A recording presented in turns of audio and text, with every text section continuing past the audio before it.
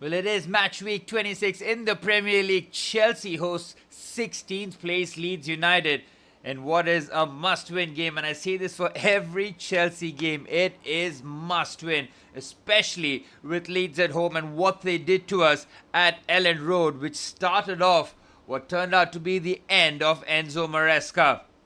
Must-win game, and I say this for every... Well, Chelsea with two changes made from the team that beat 3-1 at Molineux, with Josh Achimpong and Estevao coming into the team with Leeds United, and Daniel Farke with 2 wins in 5 are going with the defensive setup here. Back 3 as expected with Daniel Farke, but knowing that he beat Chelsea in January, it will give him a lot of confidence heading into Stamford Bridge, where Liam Rossignol has started in pretty much the perfect fashion. 4 wins out of 4 in the Premier League, making to look at 5 and get just a point of third place Aston Villa, who host Brighton tomorrow, with Manchester United travelling to West Ham later on this evening. So a lot's going to happen at the top end of the Premier League table after this match week, and it is Leeds United who is going to kick things off for this match at Stamford Bridge. I cannot wait. Chelsea need to put a performance here.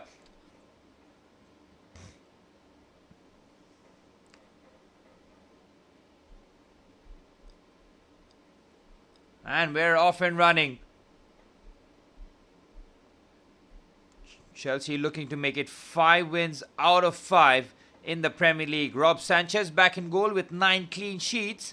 The back 5 now looking a lot more settled with the likes of Marc Cucurella and of course Trevor Chalobah. Malo Gusto starts ahead of Reece James, with Josh Achimpong ahead of Wesley Fofana. Bogle on the right hand side. Good defending by Josh. I think the ball might have gone out of play, and Leeds just threatening down the right hand side. Jayden Bogle making the run. Generally plays as right wing back, but today part of the front 3 on the right hand side. Good combination play there with Aronson. And Lucas Nemecha as a centre forward. He's going to be causing all sorts of problems as well. No Dominic Calvert-Lewin, but Leeds have plenty that can threaten here.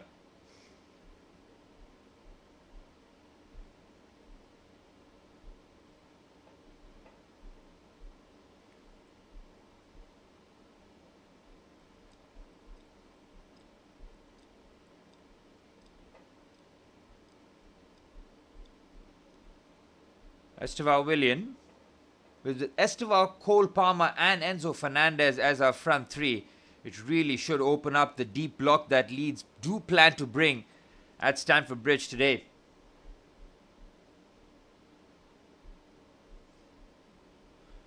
Well, Caicedo and Andre Santos, who's playing with a swollen ankle, the last update we got from Liam Rossignol, as Joao Pedro just tries to... It was not Joao Pedro actually, it's Andre Santos tried to just slip through Cole Palmer. Well, Palmer's got 7 Premier League goals despite barely playing any Premier League minutes. Just shows you what a freak he is in terms of output. Joao Pedro, of course, our top scorer with 9 Premier League goals. He has been a roaring success since joining us from Brighton. Of course, Estevao Willian, he is the best winger at the club, aged, 18? And that just shows you that what kind of potential and level that he's operating in. While the rest of Chelsea wingers, the less said the better. Garnacho, Gittins and Pedro Neto have come under considerable amount of scrutiny. Chelsea looking to play out the back. Caicedo caught in a tight angle there, but Andre Santos and Enzo Fernandez bail Chelsea out here. Beautiful football. Joao Pedro shifts it to Cucurella, but the offside flag comes to Leeds' rescue. That was some sharp stuff played there from Chelsea. Santos, Caicedo, Enzo Fernandez all getting involved here. Yep, Joao Pedro just coming back from an offside position. Joao Pedro's movement and hold-up play this season has been on a different level, man. I've been so impressed with him. Every facet to his game just continues to astound and impress. I'm a big fan. Big fan of him. That's the problem that Chelsea have, that if Joao Pedro's not on the pitch as a centre forward, the drop-off between Joao and Liam Delap is so vast. I can't even begin to explain it. That's where Chelsea need to address it in the summer window. Chalobah and Josh Acheampong, the two centre-halves for Chelsea today, both from Cobham. And speaking of someone from Cobham, Ethan Ampadu, the lead skipper today, joined Chelsea when he was, 16 from Exeter, if I'm not mistaken. Always rooted for him. He kind of had a small spell under Maurizio Sarri. Never could really make those squads for Chelsea. But fair play to him, man. Moved to Leeds United, making a really good career as a Premier League footballer. Go on, Ethan. Andres Santos, excellent, man. I've been so impressed with Andres Santos and some facets of his game. His short passing, the way he likes to break the lines is very impressive, but his tackling and positioning are at a very high level. Can improve on his range of passing though.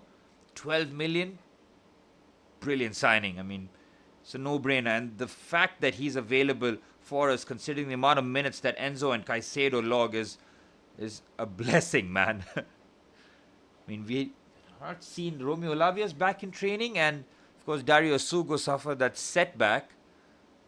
Our midfield has been riding on Moy and Enzo Fernandez all season long. The Leeds playing with the back three of Bono, Bijol and Joe Rodon, with Carl Darlow as the goalkeeper. I like Goodmanson on the left-hand side. Does add a lot of pace and tenacity down that left. Aronson, of course, from America. Lucas Mecha. He's going to be a handful for our centre-halves, that's for sure. And James Justin and Jayden Bogle down the right is a bit more of a defensive side for Daniel Farke. James Justin, of course, a right back, just to see him play for Leicester. And I've got Jayden Bogle, a right wing back, operating as a right side in number 10. 5 minutes on the clock, 0-0, pretty much perfect for Daniel Farke's men. They suffered that heartbreaking loss to Newcastle United, didn't they? They were they 2-0 or 3-1 up, and they lost that game 4-3 at the very last minute. That was a real tough one to take. Down the right-hand side they go here, Leeds United. It was only last month where they beat Chelsea 3-1 at Ellen Road and fully deserved that victory. That was one of the games that started the downfall of Enzo Maresca. Nice play there by Malo Gusto. Strong in the tackle here. He's got Esteva for company. Malo Gusto holds off the play nicely. And now that Liam Rossini needs a traditional right back, someone like Malo Gusto's value goes up levels in the squad. With Reece James, he's not been used to bombing up and down the right-hand side touchline.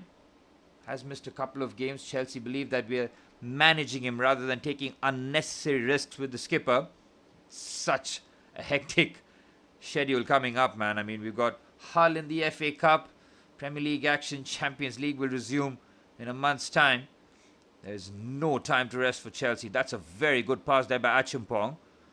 Finds Malo Gusto. He's got 2 Premier League goals, doesn't he? As Malo Gusto looks to feed Joao Pedro. Gets there first. Brilliant from Joao. Makes something out of absolutely nothing. Not going to get the foul there. Chelsea regain possession. This is a good period.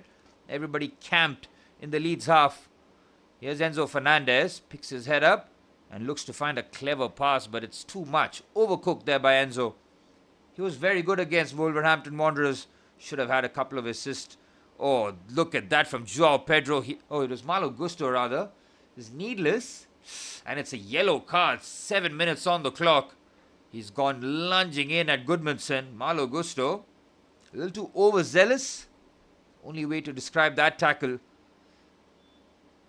He's badly out of position. Oof, that is not a good tackle whatsoever, Malo. Fix up. It's a yellow card and a fair judgment from the ref. Now has to play on that tightrope. He's got a bit of a scar under his eye as well, so that is a nasty one on Goodmanson. I mean, I can only sympathize. Daniel Farke knows that he doesn't want one of his key players, especially down that left-hand side, to be missing time. That one tackle by Malo Gusto has absolutely ruined the kit of Goodmanson here. Well, quite a lot of you are tuning in, and I'd really like to thank you all for tuning into the watch along. Chelsea looking to go 5 wins out of 5. Game at home to Leeds should be a banker. But stranger things have happened, especially at Stamford Bridge. Under Liam Rossini, 7 wins out of 9. The only 2 defeats coming in the Carabao Cup in disappointing fashion. Both to Arsenal. Away one was a tough defeat to take, but we didn't do enough to trouble the Arsenal defence. While Kai Havertz scored with the very last kick of the game. It just left a real sour taste in the mouth. That's a very sharp pass there by Andres Santos to Esteban Willian. Cole Palmer's reverse pass. It was nearly perfect. It was Joao Pedro rather. Whoa, Joao Pedro, what a baller, man. He drops into the number 10 position. Look at this. This is fantastic stuff. First touch is good. Second, oh, the vision and nearly the execution there from Joao Pedro. He's got 4 assists as well.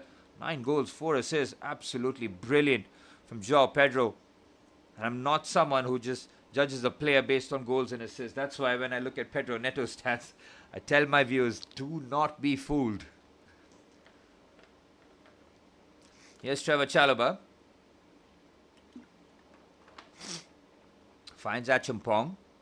Malo Gusto finding himself in a midfield position and gets robbed.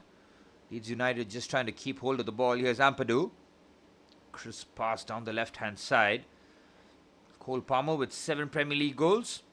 Getting the hat-trick at Molineux. Another first-half hat-trick for Cole Palmer. I mean, he does this on so many occasions. That's his 3rd one, I believe, in the first half. And 4 in total. Unreal production, man. And just waiting for him to get 100% fit. Chelsea need to manage his minutes. That's why we've seen him come off in the 60th, 70th and even 80th minute, not completing games even when Chelsea need to win. And I believe Chelsea are doing the right thing in that manner, because Cole can't just keep playing 90 minutes week in, week out, especially when we have got important midweek tasks as well. Need that early goal, just settle things down. That 2-0 victory against Brentford, which was the first victory for Liam Rossini, while the scoreline looked comfortable, the performance was so concerning. I mean, Brentford should have walked away in that game with something, but Chelsea somehow pulled off a 2-0 victory. But that win against Crystal Palace, that gave us a lot of confidence. 3-1 away from home in a place where we generally don't do so well. And then following that up with the 3-2 victory against West Ham United. We had to do that the hard way. The first half was absolutely terrible from a Chelsea point of view. But Chelsea somehow turned it around in the second half. Enzo Fernandez scoring in the 93rd minute. And then, of course, that regulation win against bottom side Wolves away. Chance here to build some momentum. Chelsea's end to the campaign is a nightmare. If you look at the fixtures, in April and May, Chelsea have bombs after bombs, man. Jeez, it's going to be a hectic end. That's why these kind of games are must win, as Leeds have a free kick. It's a header and it's comfortable for Rob Sanchez. Looking for his 10th clean sheet. You could see how furious he was against Crystal Palace and Wolves that Chelsea did concede despite being 3-0 up in both games. That's the standard that Rob Sanchez has taken, the gigantic leap. I mean, he has been one of Chelsea's player of the season, man. I will debate this with anyone. Considering the improvements he's made, fantastic. Enzo Maresca deserves a huge amount of credit for it. The way that he's made Sanchez into a serious Premier League goalkeeper. Still behind Donnarumma and Raya in the Golden Glove. But 9 clean sheets. 3rd best in the league is pretty good. And Andres Santos, holding that right ankle of his. It's something that Liam Rossini has said that Andre did have after the Wolves game. Last thing we want is Andre that can't continue.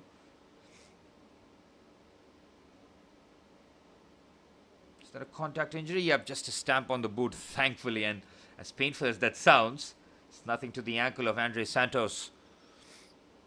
Chelsea having that Brazilian connection of Santos, Joao Pedro and Estovao. Cucurella puts in a great cutback here for Joao Pedro. Nearly manages to squeeze a shot away and Ethan Ampadu clears. Here's Lucas Nemecha. Good pressure this from Chelsea. Leeds can't get out. Cucurella takes a quick throw in here. Oh, come on, ref. You have to let that continue. Shocking call. Cucurella gets a good throw in. Leeds caught napping. Joao Pedro had made the run. Liam Rossini shakes his head, and rightfully so. And what's the problem here? I really don't see one, but Leeds get away with it.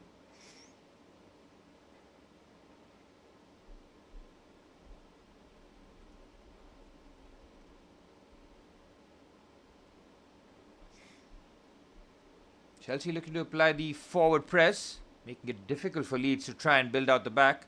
Gonna have to play a lot of long balls. You know that Lucas Nemecha is good at holding up the play, but with Dominic Calvert-Lewin missing, who's been on a real hot streak, especially in the month of Jan, that is a huge miss for Daniel Farke. Oh, it's a very good header there by Bogle, and Josh Acheampong loses the duel, and Leeds are in here. Ooh, Acheampong makes a late challenge. This could be a yellow card. It is, and it's just outside the box. There are two reckless challenges by first Malo Gusto and then Josh Acheampong. Aronson gets ahead of Josh. Josh is wrong side here. The first challenge is bad. The second is even worse, and it's clearly outside the box. Josh Acheampong gets fortunate that he's not last man.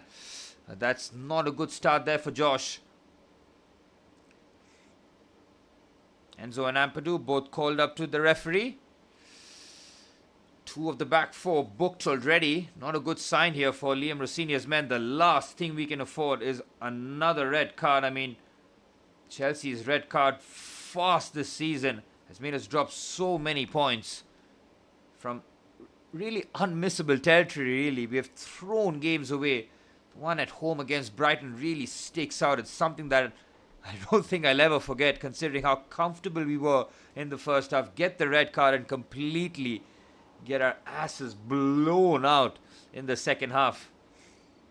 That was a nightmare you don't want to relive here. Gusto on the right side and Josh Acheampong on the left. Both getting yellow cards. It's another free kick for Leeds. Decent ball in. Sanchez with yet another comfortable grab.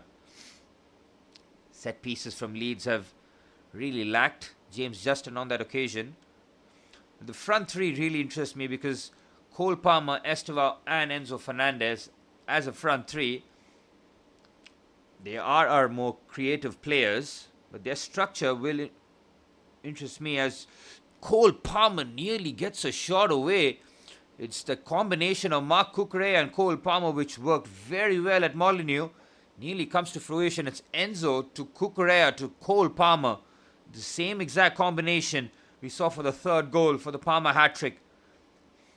It just shows you in the graphic that Estevao might play as the left-hand side. Estevao is very much on that right-hand side. So it's pretty much Cole Palmer and Enzo Fernandez who are swapping positions. But it's Enzo Fernandez mostly operating on that left-hand side. But now you see Cole Palmer goes to that side. So a lot of fluidity and movement from the Chelsea front two.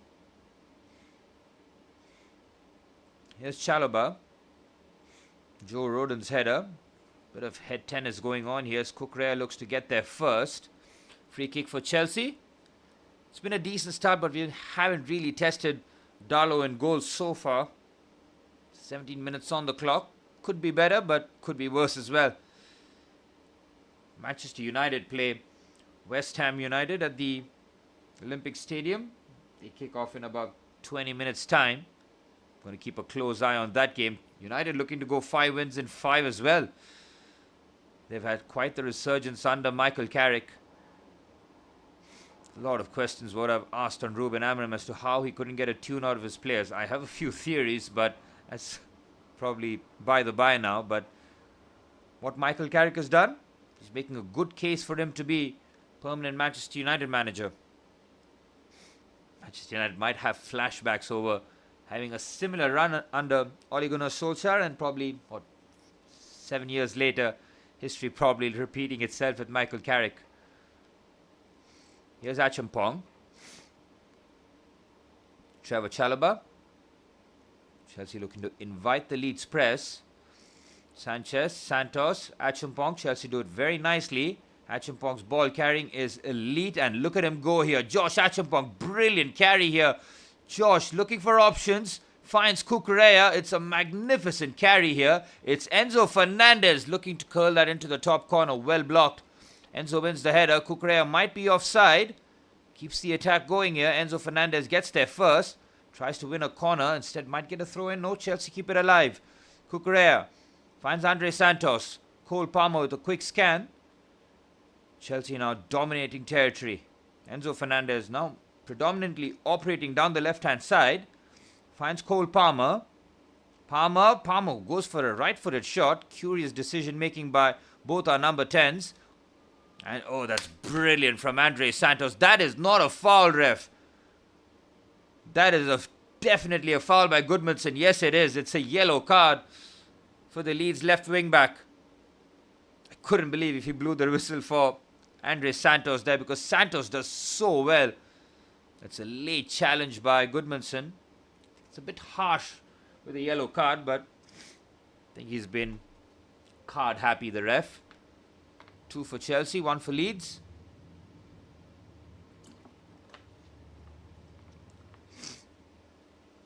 Well, into the 20th minute. 0-0. Enzo Fernandez with a lovely turn. That's a cynical foul by Bono. Belgian centre half. Caught on the turn. Enzo Fernandez wants a yellow card. Chelsea skipper this evening. Scoring some very important goals. 8 in the Premier League is a fantastic return for Enzo Fernandez. His best campaign in terms of goals in the Premier League. Something that we are now more accustomed with Enzo Fernandez. The free kick for Chelsea.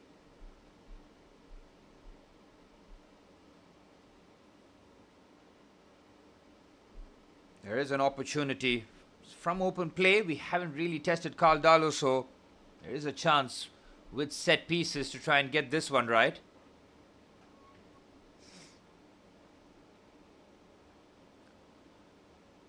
Not sure as to why Trevor Chalobah is there. Surely a decoy. This will be an Enzo Fernandez right-footed floater.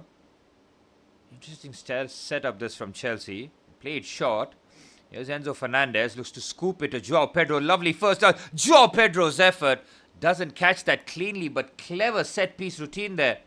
The Argentine to the Brazilian. Joao Pedro starts off in an offside position. Bends his run perfectly. He's definitely onside. Good first touch on the chest. Tries to bring it down on his left foot. Better, but need to trouble Dalo a lot more. Nemecha does well, but so does Trevor Chalobah. Cucurella, risky pass, but finds Achampong. Now Malo Gusto. And Chelsea down the right-hand side. Malo Gusto and Esteban, we've got genuine 1v1 threat down that right-hand side. On the left, our mobility isn't the most with Enzo Fernandez and Marc Cucurella.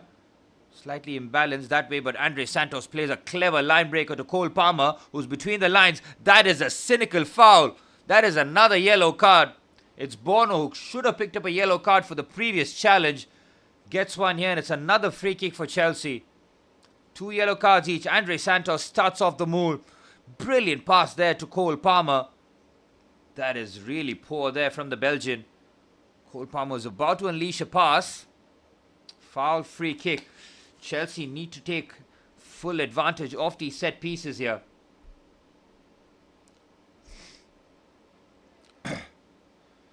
Nearly halfway through the first half. 0-0 at the Bridge. United West Ham game kicking off in about 20 minutes time.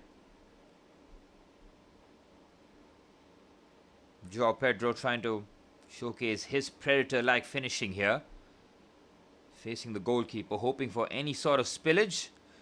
It's Cole Palmer and Enzo Fernandez behind this free kick here.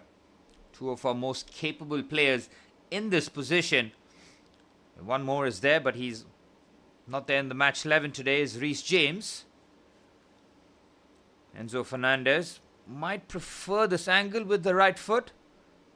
Yep, it's Cole probably walking away. Enzo Fernandez keeps it short. Enzo again takes a shot. It's a pretty weak one as it takes a double deflection. It's another shot on target, but it's a P-roller for Caldalo. Here's Bijol. Very poor pass. Leeds have not retained possession well at all in this first half. Covering a lot of ground. It's another very good pass by Andre Santos. Cole Palmer, and now Joao Pedro's through. It's Joao Pedro! He is lethal in front of goal. His 10th Premier League goal is special. Palmer to Joao Pedro, and the finish emphatic. 1-0 at the bridge. Chelsea carved through Leeds United down the middle. It all comes from Andre Santos again. He has been excellent in that role. Plays a quick line breaker. Cole Palmer waits that pass to perfection. And Joao Pedro, when he's through on goal, there's no doubt in your mind, man. He is special. What a couple of months he's having. Excellent move this. Patient from Chelsea, forcing Leeds into a mid-block here. Cole Palmer sets Joao Pedro through on goal. He's clearly onside. His first and second touch is good. His third touch is so special, man. Ice cold in front of goal. It's a little dink on his weaker left foot. I mean, with Joao Pedro, after that thumper against Napoli and this little dink with his left foot, he does not have a weak foot, man. Liam Rossignol can celebrate, and it's 1-0 at the bridge.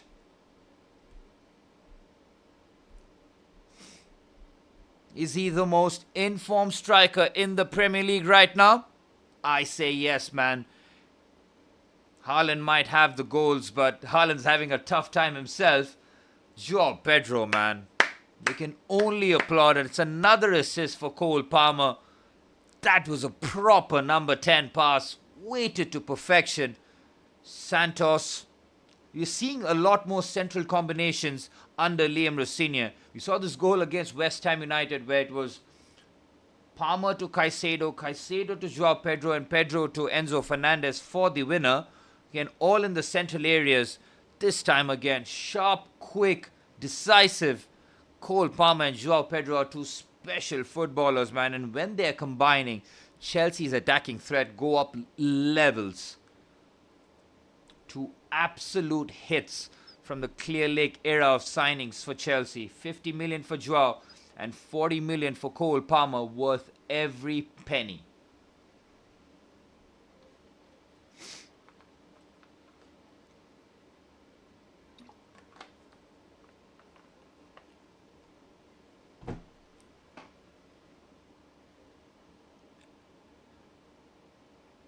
Joao Pedro brings Chelsea into the lead, and Chelsea temporarily into fourth, 1 point behind Aston Villa, who are at home against Brighton. If I believe that'll be a tricky game for Unai Emery, who look to keep the pressure on Mikel Arteta's Arsenal.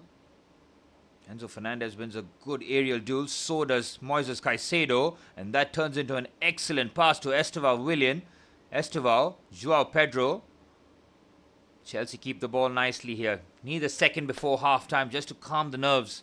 Achumpong, Chalobah, Andre Santos. Lovely football this from Chelsea. Enzo Fernandez to Cole Palmer. Palmer has options everywhere he looks here. It's Cole Palmer. He goes for a shot.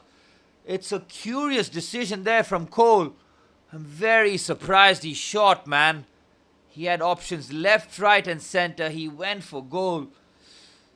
Cole Palmer full of confidence after the hat-trick. You don't really want to blame him, but he should have found Joao Pedro down the right-hand side, man. The golden boot that Joao has right now, just slide him through. It's a first-time finish. Very selfish there from Cole, but excellent football from Chelsea. Central areas, we are killing Leeds. Andre Santos. When you see young players excelling at Chelsea, it really does make me happy, man. That's why I'm rooting for the likes of Josh Achumpong, Estevao Willian, even the likes of Jamie Gittins, man. I mean, I see 18, 19-year-old coming to the bridge, want to make that impact, really want to back them to the hill. Trevor Chalobah finds Joao Pedro, might be offside. Yep, he is. Joao Pedro's movement, man, he's such a nightmare. If you're a centre-half to play against Joao Pedro, because he likes to drop in deep and can spin in behind, he's such a nightmare. He drags you out of position as a centre-half. Very stressful striker to play against. And once he's through on goal, he's strong. He can hold the ball. He's got it under control and is finishing lethal. Have Chelsea finally found... Well, I don't want to say that because Nicholas Jackson scored 15 league goals and then 10 in his second season. But we need a centre-forward who can be a regular goal scorer for us, maybe even the 20 league goals. It's Leeds on the right-hand side. It's Cucurella who puts in a nothing challenge. Chalobah clears. That's pretty poor there from Mark Cucurella. It's almost inviting the Leeds player to go down and get a free kick. Here's Ampadu. Goodmanson finds the Welshman Ampadu again. There's a Leeds player on the deck here. Might be that challenge that one of the Chelsea midfielders might have committed. Is that on Bogle? Just might be. It's Trevor Chalobah's challenge. Chalobah's front foot there. He goes in full-blooded. Ooh, that is a bad one there by Trevor Chalobah on Lucas Nemecha. Chalobah gets fortunate. I mean, they played on. Chalobah might be lucky to escape a yellow card. That is not good defending by Mark Cucurella. He's trying to stop the cross, but he lunges so early that pretty much makes up the attacker's mind there. Is that another yellow card for a Chelsea defender? Gusto and Acheampong have already been booked. So has Goodmanson. Gruev in midfield wants that yellow card, but it's a free kick for Leeds. Possibly going to have a check here. Every time the referee goes anywhere near the monitor, it gives me a lot of anxiety. Keep pointing the camera at Malo Gusto for some reason, and having been on a yellow card, it is nervous, but play continues.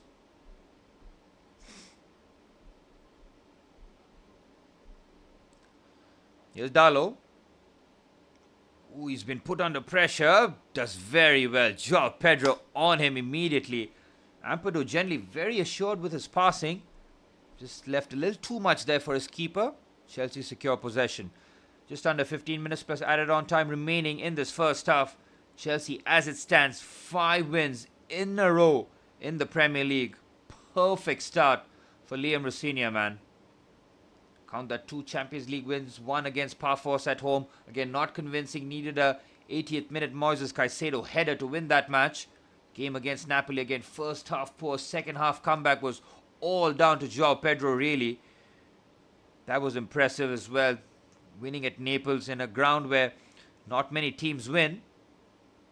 Again, raised the flag earlier. I mean, linesman Joao Pedro makes the run, collides against the centre half. I mean, it's a clear offside. I mean, immediately just waits and see. They engage and they get into a tangle. It could have been worse, but that's where I understand that linesmen are encouraged to keep their flag down for as long as possible. But sometimes the obvious ones, do it quick. Just a thought. As Darlow goes long, and Darlow's kicking has been pretty shocking. Something that Daniel Farker will know and identify, understanding that 35-year-old Carl Darlow, not the number 1 for Leeds, yet to have a shot on target at the bridge. Chelsea pretty much having, I want to say, the perfect first half, just the 1 goal, but I think some of the movement, some of the interchanging, the crisp movement in the central areas is something that is making me very happy, man. I really do love those exchanges. Quick shot, sharp passes. Everybody in sync, you know.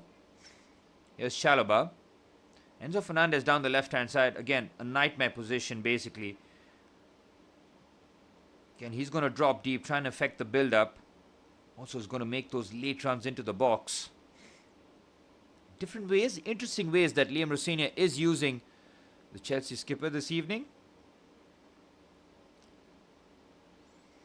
Good to see Caicedo again, man. I mean, he needs to be a permanent fixture. No more missing game time, Moy. Again, Andres Santos' central passing is excellent. Joao Pedro to Cole Palmer's through on goal. Palmer finished that. Oh, that was saucy from Joao Pedro, man. The back flick is so good. Their combination is so good to watch, man. Palmer has to finish that. Again, Enzo drills that to Cole. Cole kills that down. Andres Santos, Chelsea balling out here, man. Look at our passing through the middle. Andres Santos finds Cole Palmer. Oh, it's clever there by Enzo Fernandez. Joao Pedro's just wide. Oh, it's exhilarating stuff here from Chelsea. The applause from Liam Rosenior. Enzo Fernandez, Cole Palmer and Joao Pedro causing all sorts of problems here. Andres Santos' passing has been so good. Again, it's the second time that Enzo Fernandez has clipped one over for Joao Pedro. Again, immaculate control on the chest. Again, the ball spilling. It's spinning around. It's not easy to get the kind of connection that he's looking for, but that's, again, thrilling play through the center, man. Gotta love that. Even the chance that we created with Joao Pedro. Andres Santos played the pass to Joao. Joao back flick, back heel was so good. Cole Palmer through on goal. You're expecting him to just put his foot through it. Doesn't get the connection on it. Chelsea banging on the door for the second. This has been more one of the enjoyable first halves. Haven't seen too many of them in the Premier League under Liam Rossinier.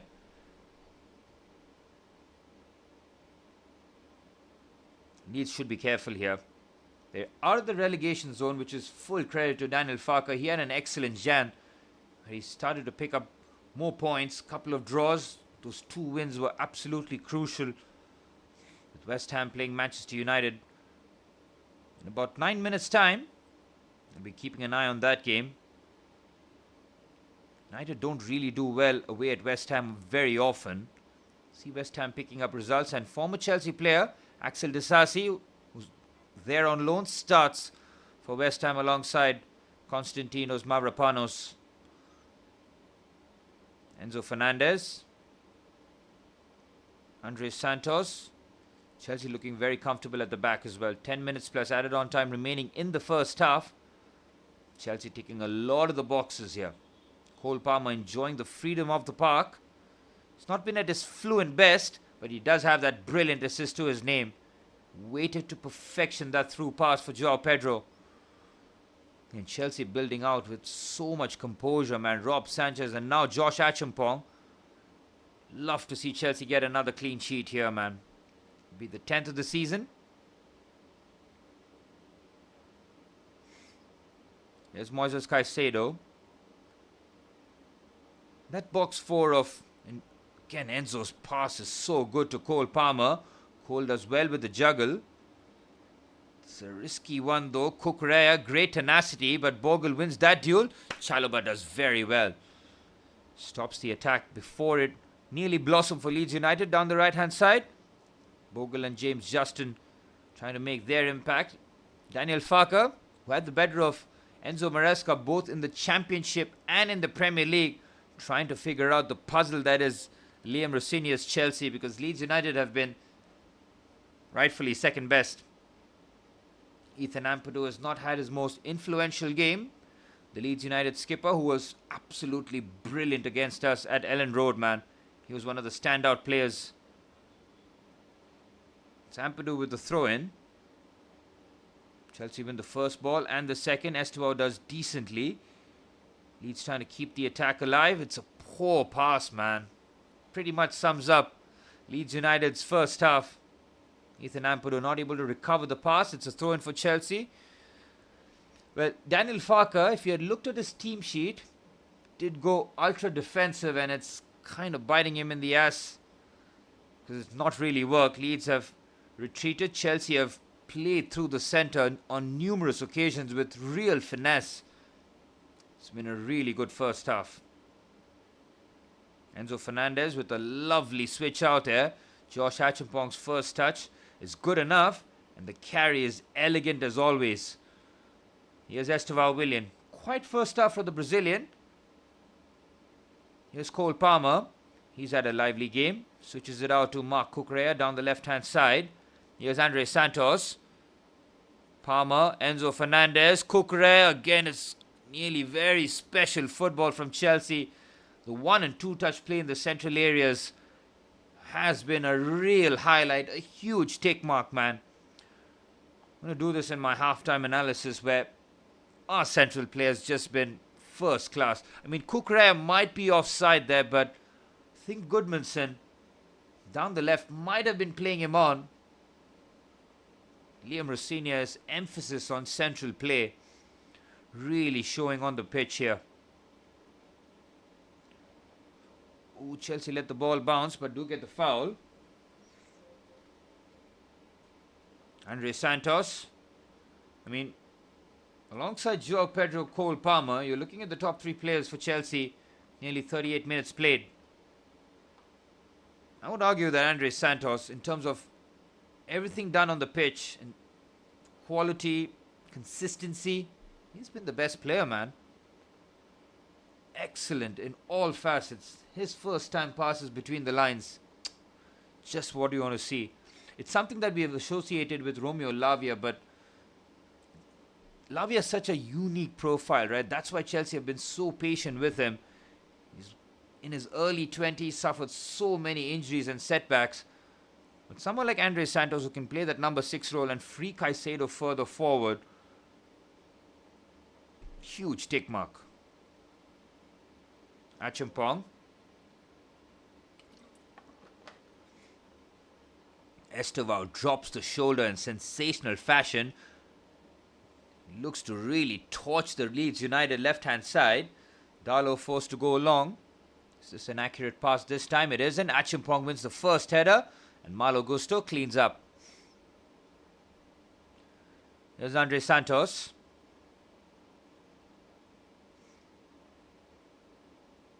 Finds Mark Cucurella. Santos again.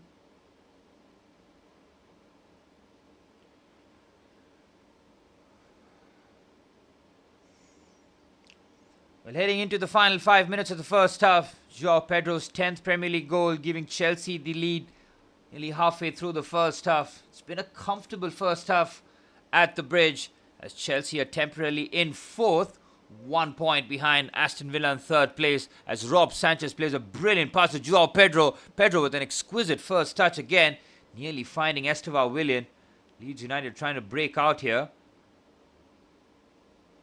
And Rob Sanchez has a Premier League assist to Joao Pedro against Newcastle United at St James's Park. Was for the equaliser. Again, a goal I remember very clearly, very vividly. It was all about Joao Pedro, man. I mean, took that touch away from Malik Thiaw, bearing down on goal, showed great composure again.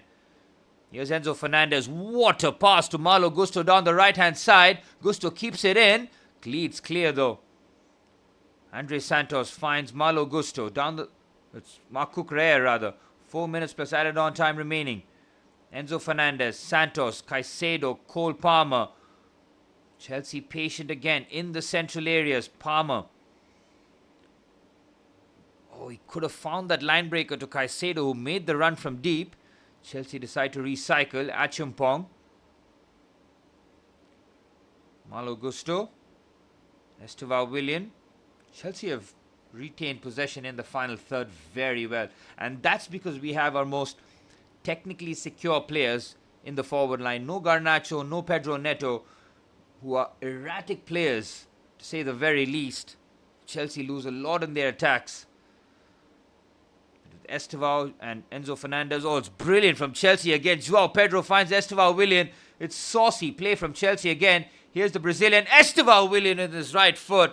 Again, makes the wrong decision. Hand of apology. That's the first shot that Estevao's really had in this first half. It's excellent football from Chelsea again, man. Palmer, Achimpong, Joao Pedro, Estevao Willian, all on the same wavelength. Estevao drives at Joe Rodon, goes on the outside on his right foot, which is the same foot that he scored against Barcelona at the very end.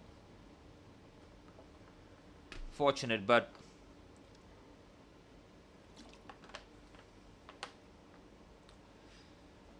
it's been a fun first half.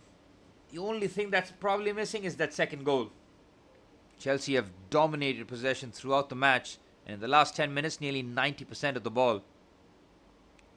Here's Bogle, immediately shut down by the man of the match in the first half, Andre Santos. The attackers will get the plaudits, and rightfully so. I'm someone who loves the defensive side of the games and will always big up our defensive players, man. Andre Santos, first class first half, man. 53 touches. He's been all over the pitch, between both boxes, helping out defensively. Top. Here's Ampadu with the throw-in. Chelsea win the first header yet again. 2 minutes plus added on time remaining. Enzo Fernandez. Santos. Finds Malo Gusto. Gusto keeps it in. Leeds clear though. Here's Andre Santos. First class first half, man. 53 touches. He's been all over the pitch, between both boxes, helping out defensively. Top. Here's Ampadu with the throw-in. Chelsea win the first header yet again. Cole Palmer looking to clear. He's been put under pressure. Enzo Fernandez just boots it up the pitch. Bogle being put under pressure as the last man, but goes back to Darlow. With just under 90 seconds remain in the first half. Chelsea nearly there in terms of the first half objective, but that second goal before halftime would be lovely, man. These defenders have really struggled against Chelsea's central play. The quick combinations, they don't know whether to go or stay. Really caught in two minds. Chelsea's central players have been on the same wavelength, and that's been the best thing to see, man. Yes, our wide areas have been slightly neglected, but when the central areas is cooking, let it cook. Leeds United create the space in the central areas for the first time.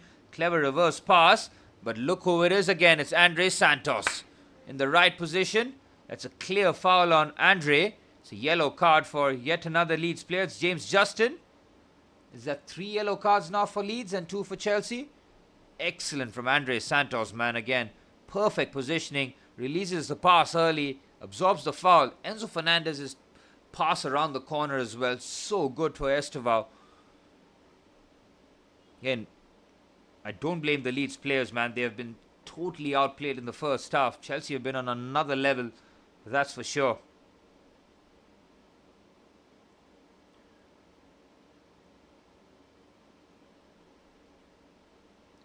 Heading into added on time in the first half.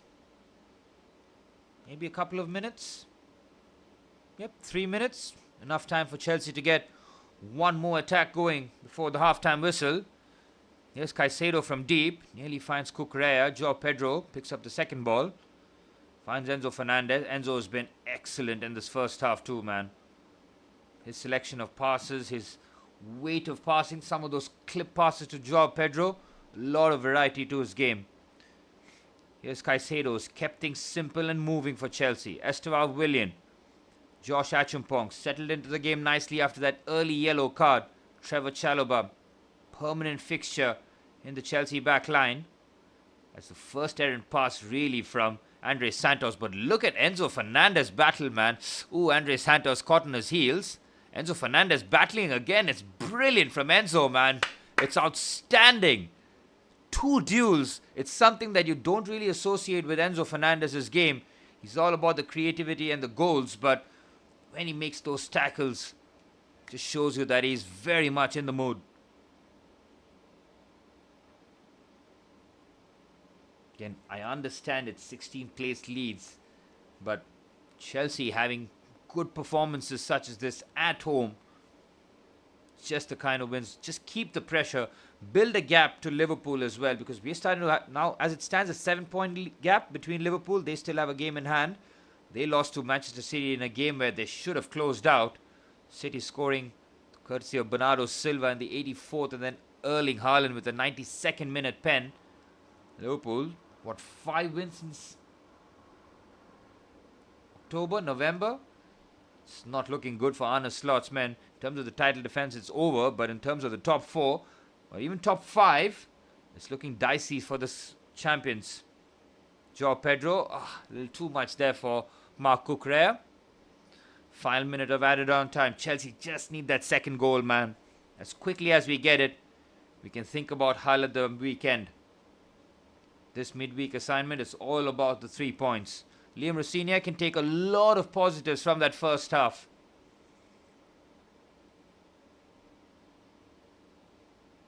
At one point is going to really dominate my halftime analysis of this first half, because it has been clear as day as a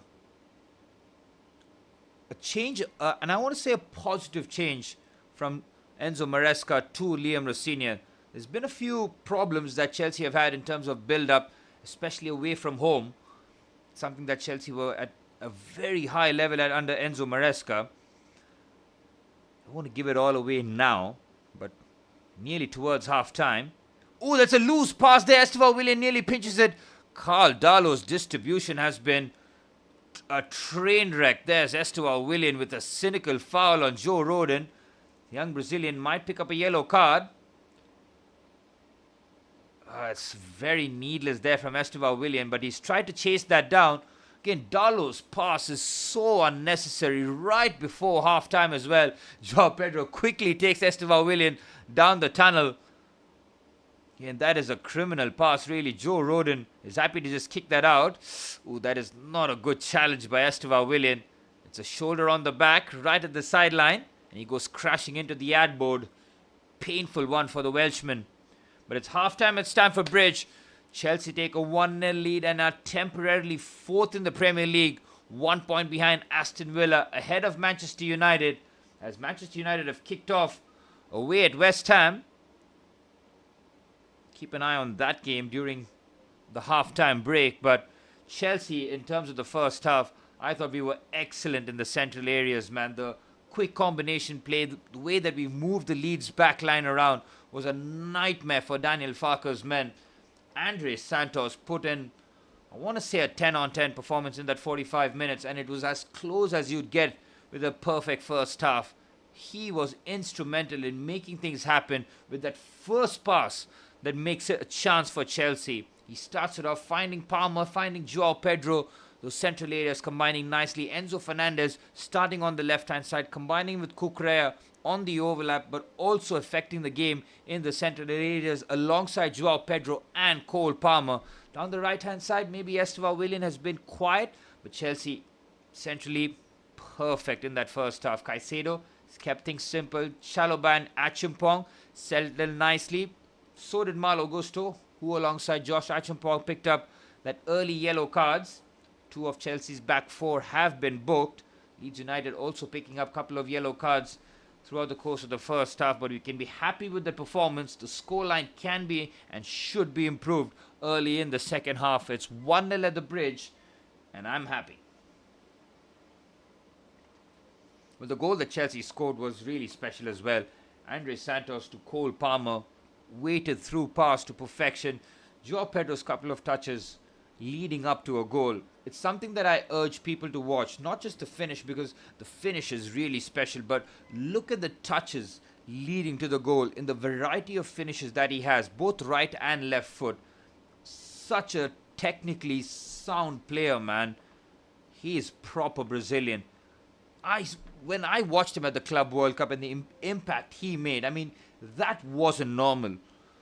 I thought Chelsea have just somehow gone out there and had the best purchase of the summer. That's how good he was, and his combination with Cole Palmer was so special, man. Started the campaign well, 3 goals, couple of assists, but then had a real dip in terms of goal scoring. Wasn't even getting a lot of shots away under Enzo Maresca when we were having that tough period. But since Liam Rossignol has been manager, he has been sensational, man. Scored against Brentford, important first goal, left-footed thumper. Scored against Crystal Palace away. That was a class goal as well. Esteban's chip ball, and he finishing with his left foot. Again, left foot so many times. His left foot coming up clutch.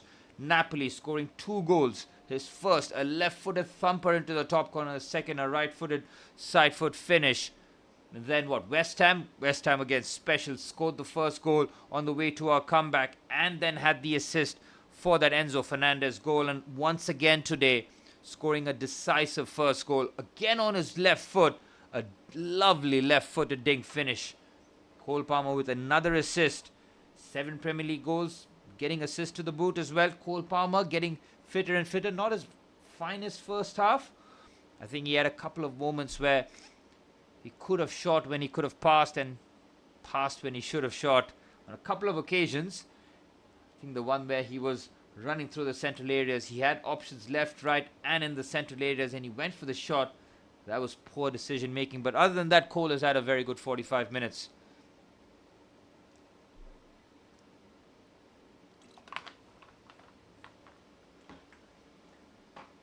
Man, it's been a tiresome day today. Did a couple of games for my day job. Working for Reliance. One for the youth football and one in the development league. Pretty interesting games. Some good goals as well. Need to preserve my voice as games come thick and fast, both in the day job and on YouTube. They're showing the Newcastle versus Spurs goal, and then, oh man, Spurs are down at home. Jeez. Thomas Frank, cannot buy a win. He is taking L's on the regular. Malik Thiaw scoring at the Tottenham Hotspur Stadium. Again, Vicario, such weak wrists, man. He punches it straight into the danger area. Thiaw gets there first. Spurs are in a relegation fight. Nobody's going to want to admit it from North London, but I think even their fans will recognize, because they can't keep losing, especially at home. Let's have a look at the table here.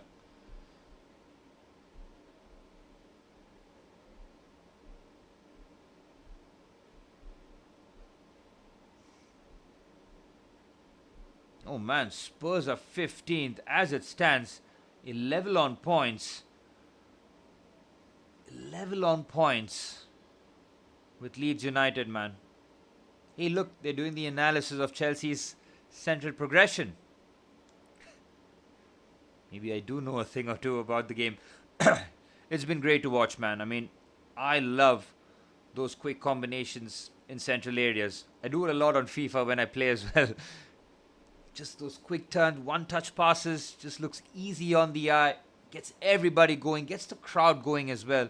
When you get things done so intricately. Goal was excellent, man. Joao Pedro.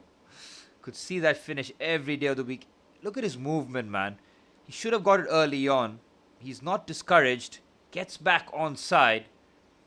Enzo Fernandez again so crucial. He tries to drag Ampadu out of position. Cole Palmer spots the Joao Pedro run. Immediately feeds him. Lovely. Chalobah.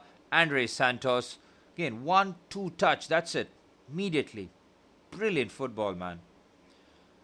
Chelsea are decisive. With the technically secure players that we have, they can really create magic, especially in big games. Get those feelings that Chelsea can do special things this season. Still have to compete on 3 fronts: the FA Cup, the Champions League, and the Premier League. Of course, the Premier League not in terms of the title, but need that Champions League spot. Finishing, I believe we should finish above Aston Villa. I mean, it might be a big ask, but considering the squad that we have and the players that we have coming back from injury, and Aston Villa's very curious recruiting, I think we can get ahead of Aston Villa. That would be realistic.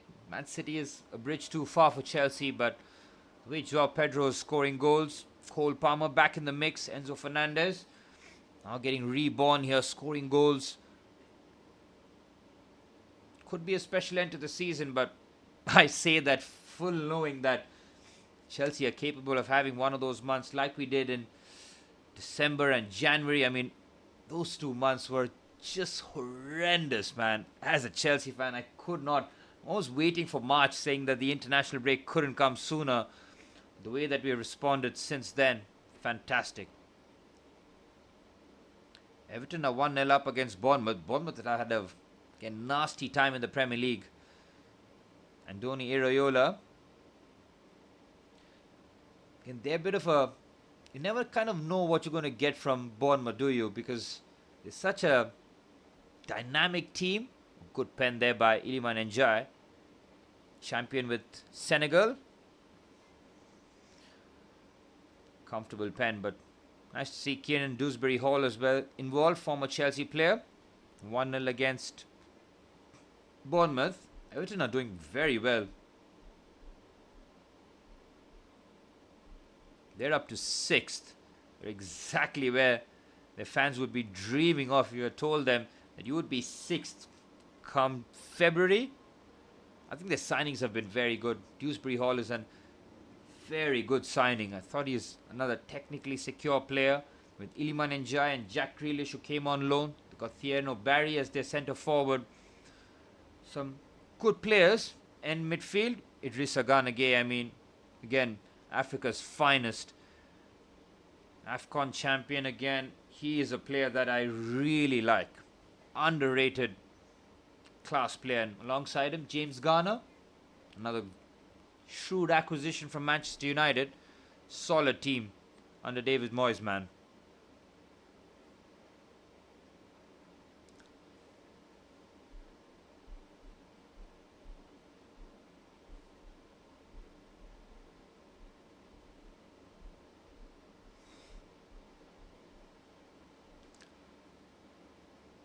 No changes in the second half.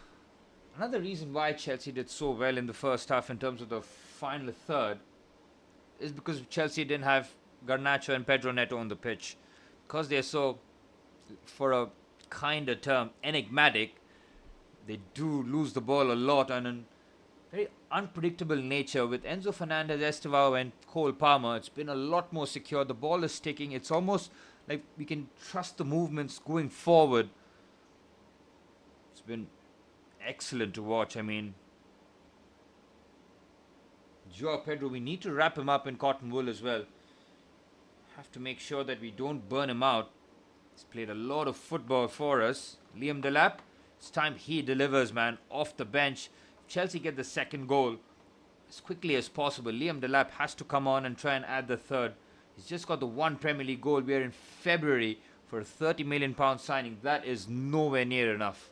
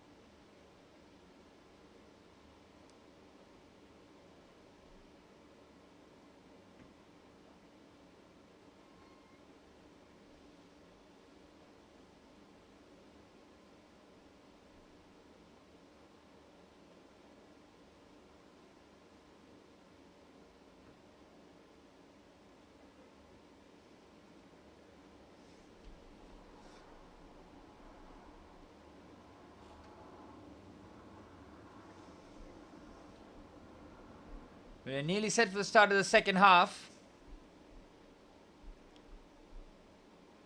Liam Rossinier spoke about rotation and what a big fan he is of it, and he has made a halftime change. Wasn't expected, but Mark Cucurella getting a bit of rest is very rare, and Jarell Hato makes his way into the left side of Chelsea's defence. Chelsea have picked up 2 yellow cards in Josh Achimpong and Malo Gusto. Change wasn't and do make the change down the left hand side. Maybe unbalances us a little bit, because Jarell Hato generally plays in the central areas, sometimes as a auxiliary number 10. Today he needs to hold the width down the left hand side and combine with Enzo Fernandez. Wait and see how Chelsea do set up in the second half, but Chelsea do have the half-time lead courtesy of Joao Pedro's 10th Premier League goal. It was a cracking finish after Cole Palmer's lovely through pass. Chelsea need the second goal. We need it quick in the second half here. We are off and running. Chelsea looking to keep yet another clean sheet. Would be a 10th if we do manage to do so. Andres Santos had 98% pass accuracy with nearly 57 passes in the first half, ran 5 Ks. It was nearly the perfect 45 minutes from the young Brazilian. His work in tight spaces, really something to behold. You can see why Liam Rossinier just loves the kid, man. Played under him when he was Young Player of the Year in Liga, and that 1-year loan spell in Strasbourg, which did him wonders, absolute wonders. And now in the Chelsea first team as Sanchez goes long. Joao Pedro makes the run, might get there first, asking a lot out of Joao. Talking about rest, Joao Pedro, love to see him get a bit of minutes off. If Chelsea can get that second goal as quickly as possible, possibly even the third, should probably think of getting Joao Pedro a bit of rest. But the game here is the most important one. As it stands, Chelsea in 4th, ahead of Manchester United. Last I checked, they were 0-0 away at West Ham. Keep an eye on that game, that's for sure. Yep, still 0-0 there. Those watching in the chat, if you can update me the score if anything happens in those games, that would be lovely. I can only focus on one game, and when Chelsea is playing, my main focus.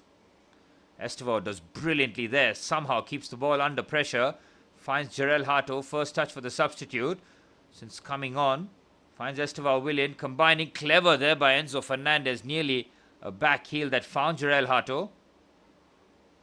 Well, the way that Trevor Chalobah and Josh Achimpong have kept a real tight leash on Lucas Nemecha has been excellent in the first half, and more of the same. Daniel Farke would have watched that first 45 minutes and would have rightfully had his concerns, because Leeds were outplayed thoroughly in that first 45 minutes. Do have options on the bench and might have to dip into the subs. They want to keep this at 1-0 for as long as possible though. Sanchez goes long again, this time finds Malo Gusto of all people. Frenchman makes the forward run, secures possession, finds Estevao Willian.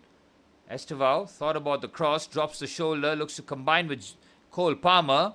Here's Cole. Again in tight spaces, Chelsea keep it well.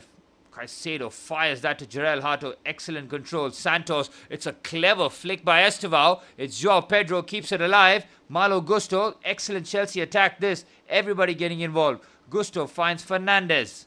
The offside flag comes to Leeds' rescue, man. Chelsea were playing some really intricate stuff again. Wonder who was offside there. Maybe Malo Gusto, I'm not really sure. Maybe Cole Palmer.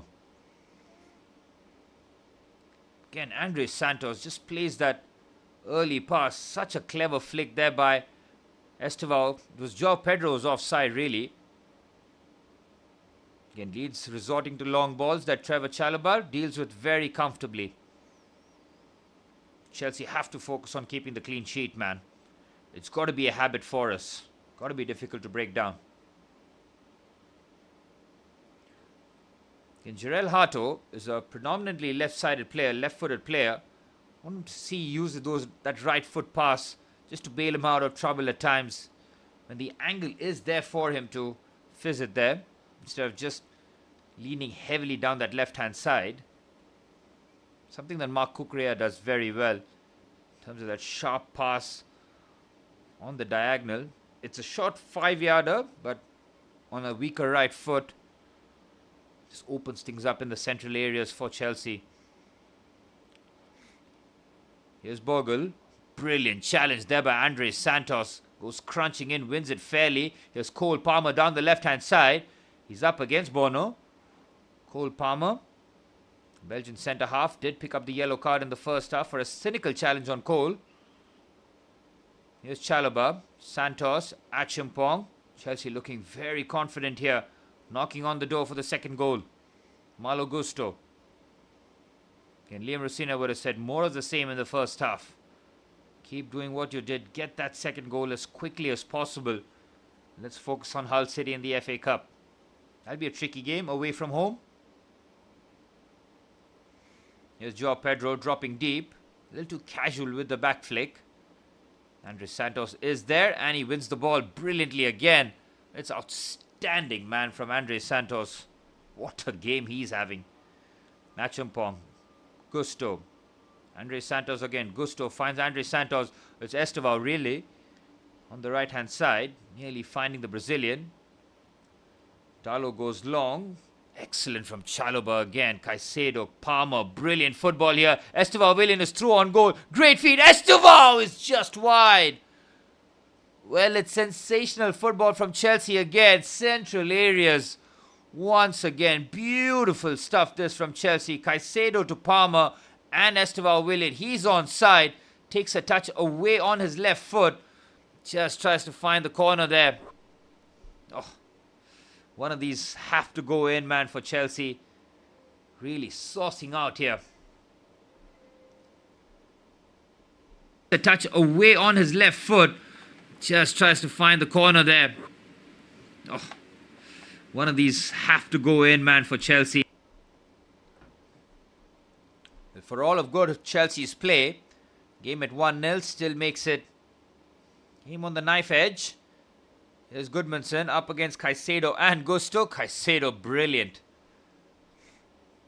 Do Leeds get the corner here? They just might have. I think that just might be their first set piece between Gusto and Caicedo, expecting to come away with the ball. Caicedo won the challenge, but Goodmanson, to his credit, had something in reserve. Caicedo did well enough with the first challenge, but tried to win the foul. He doesn't get it, and it's a corner for Leeds. Chelsea did concede from a set piece away at Crystal Palace when Chelsea were 3-0 up, and conceded away at Wolves. Something that we must be a lot better as. Leeds delivered, doesn't beat the first man. Poor corner. Leeds' set pieces have been really poor this evening. Oh, that's a risky touch. Joao Pedro's on his toes. Nearly nicks that over. Lucas Nemecha. That was an outrageous first touch from the German. Again, it's nearly impossible for him. It's going over his shoulder. He's got Trevor Chalobah right next to him. He's had absolutely no joy against the Englishman. He'll be breaking into Thomas Tuchel's side. Make no mistake about it. It was Thomas Tuchel who gave Trevor Chalobah his big break at Chelsea. After Chelsea won the Champions League, Trevor Chalobah was trusted in the then Club World Cup format. Really did make his name, and then started as one of the central centre-backs after Andreas Christensen moved to Barcelona. So yeah, expecting, he does prefer the likes of Ezri Konsa, Harry Maguire, John Stones, maybe all in the pecking order, but Trevor Chalobah's first choice Chelsea centre-back. Estevao, outstanding from the Brazilian again. Look at him go here. Estevao Willian, quick short steps. Finds Malo Gusto down the right-hand side. Moises Caicedo, clever pass. Estevao on the outside. Has Gusto for company. Uses him again. Cole Palmer, brilliant bit of skill here. It's Cole Palmer. It's a shot blocked. And Leeds clear. Caicedo wins the duel here. Excellent this from Chelsea. They have a wise grip around Leeds United here. Caicedo finds Enzo Fernandez. And Enzo in a different role today, still excelling.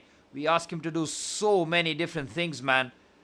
Needs to be a deep line playmaker in terms of progression of the ball, be a number 8, box to box, box crasher, score goals. Today on the left hand side as the auxiliary left winger. Operate at such a high level. Does come under criticism, and I'll be the first one to criticize him when he has a bad game. But he's been so important under Liam Rossinier. They're bringing on Okafor. Leeds United need to make a change, and desperately, because nothing has worked for them with nearly 10 minutes into the second half.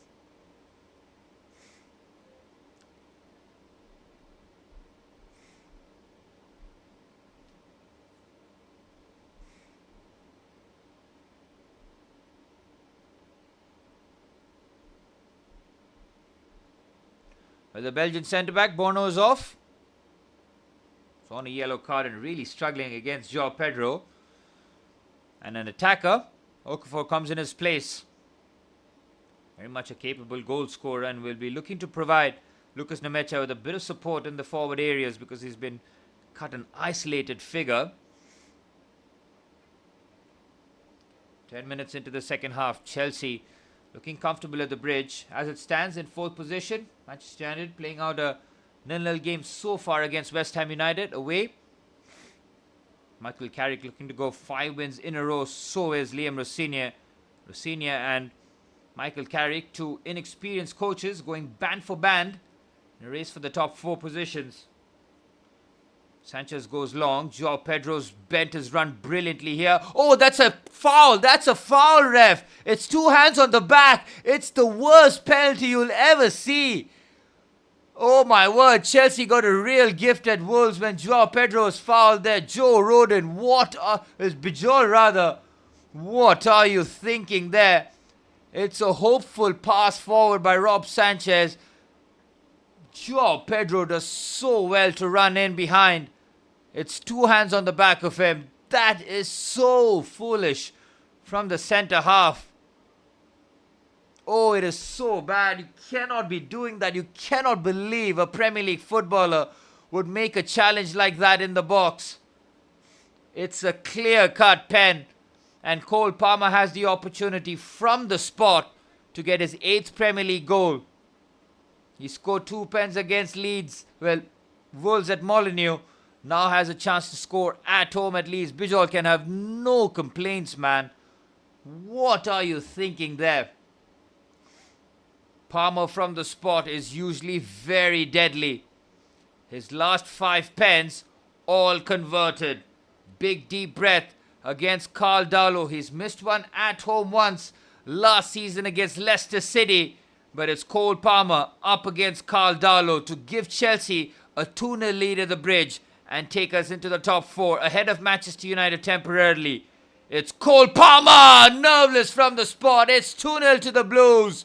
Palmer with his 8th Premier League goal gives Chelsea a 2-0 lead at the bridge. João Pedro with the first, Cole Palmer with the second, and it's possibly 3 points at the bridge for Chelsea and possibly 5 wins in a row for Liam Rossinier's men here. What a start to life at Chelsea for the young British coach. Palmer, perfect from the spot. Converted his last 5 pens. Nothing that Carl Darlow could have done about it. Dives the wrong way, but even if he did, that is right in the corner.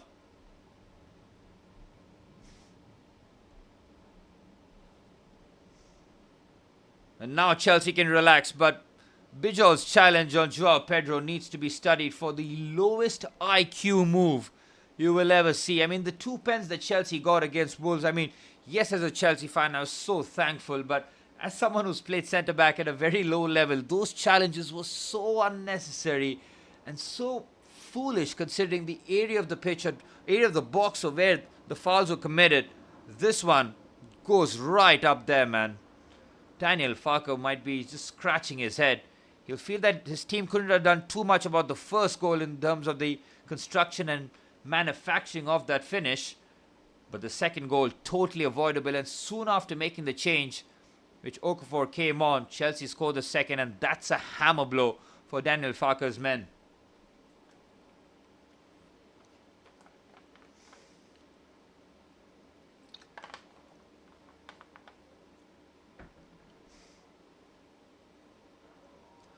Throw in for Leeds United. Chelsea have made just the one change so far with Jarell Hato coming on for Mark Cucurella. Again, look at Estevao, man, helping out defensively. Nearly threads in the pass for Cole Palmer. That was a chance for the counter-attack there. Poor from the Brazilian. Chelsea can use this game to really beef up their goal difference as well. Oh, it's a back pass which is very calmly dealt with by Trevor Chalobah at the end. Clean sheet absolutely paramount for Chelsea. Second half, 75% of the ball. Totally the dominant side. Last thing Chelsea need to do is take the piss here. Sanchez finds Acheampong. Couple of heavy touches. Surrenders possession. Leeds United heading into the final half an hour. Liam Rosillier wants full concentration from his players. Here's Justin. Finds Bogle. Right hand side for Leeds United have barely functioned. They went with the defensive side of Bogle and James Justin. Got absolutely no change from it. Half an hour plus stoppage time remains. Chelsea looking to make it 5 wins out of 5. Perfect, man. And after the January and December that we had, we really did need this one. What a pass by Enzo Fernandez to Cole Palmer. Palmer's on the left-hand side up against James Justin and he'll get the corner. Does the right thing there. The first time pass by Enzo Fernandez is exquisite. Right into the feet of Cole Palmer. It's corner for Chelsea. Haven't really scored from too many of them. Haven't really gotten too many of them this evening. Really have to rely on set pieces. But Cole Palmer from the spot. Making it 8 Premier League goals for the Englishman. Jarell Hato finds Estevao. Willian is brilliant. It's João Pedro. Brilliant block again. It's a real scramble in front of goal. Malo Gusto's effort is blocked. It's Enzo Fernandez. He scoops it wide. Well, it's a horribly sliced effort there from the Chelsea skipper.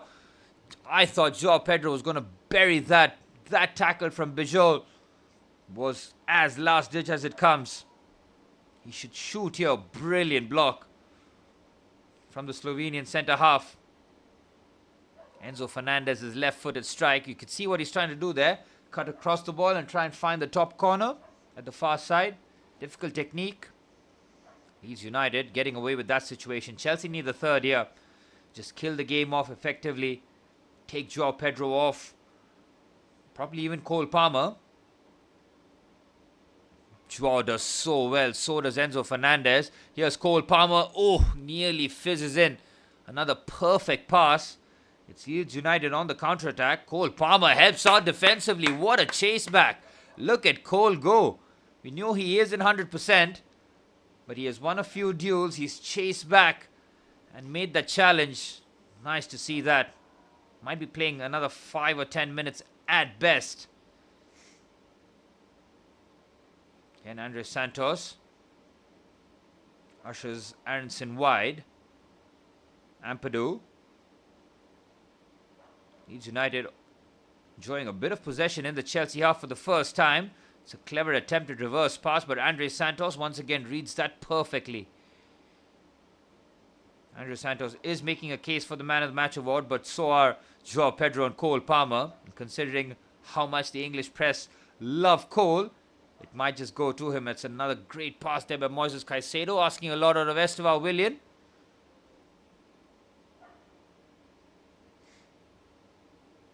There's the man who conceded that needless pen. Oh, it's a risky pass. Ampadu. Fortunately for Leeds, they get the free kick. And Geddes' pass is not good whatsoever. Tries the line breaker. Poor pass.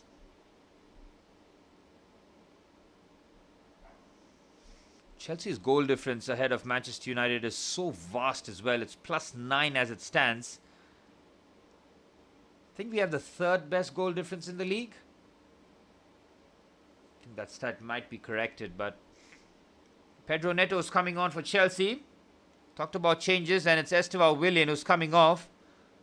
It's not who I expected to be coming off first, but Liam Rosillier deciding to protect the young Brazilian. Warm hug there from the coach. And it's Pedro Neto who will be operating down the right-hand side now. Chelsea get the 3rd.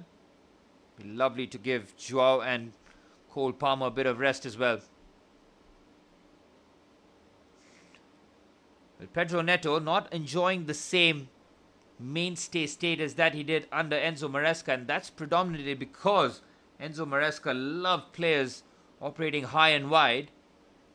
Pedro Neto scored, was that 6 Premier League goals? Some important ones as well for us, but now playing a reduced role under Liam Rossini, it's something that I fully approve. But still, with Pedro Neto's abilities and his pace and ability on the counter-attack, his ball striking, all very valuable traits. But against a deep block, he's a man who really does struggle. A man who hasn't struggled has been Andres Santos, but Leeds on the attack there. Oh, Caicedo makes a challenge. It's a needless penalty. Chelsea may not keep the clean sheet here. It's a Caicedo challenge, which is as needless as the one that Bijol committed early on.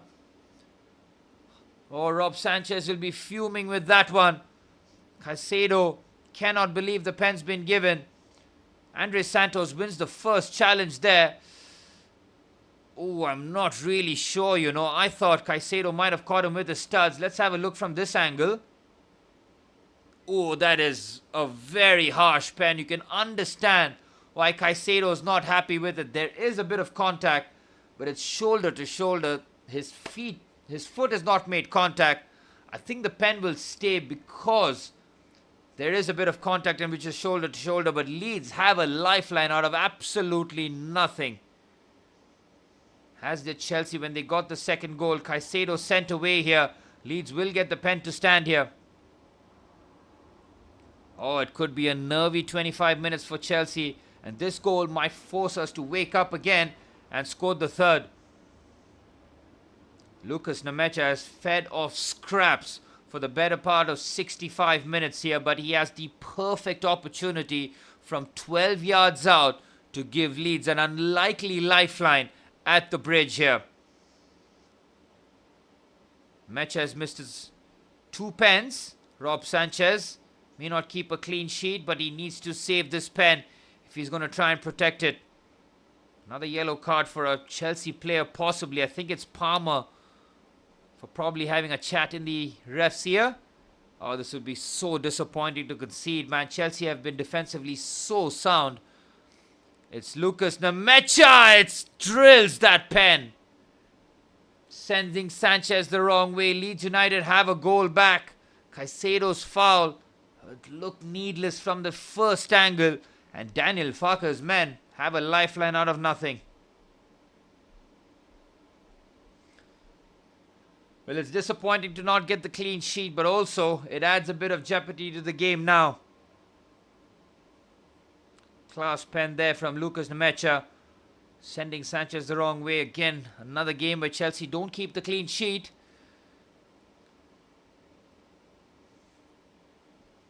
So unnecessary. We were cruising at 2-0, man.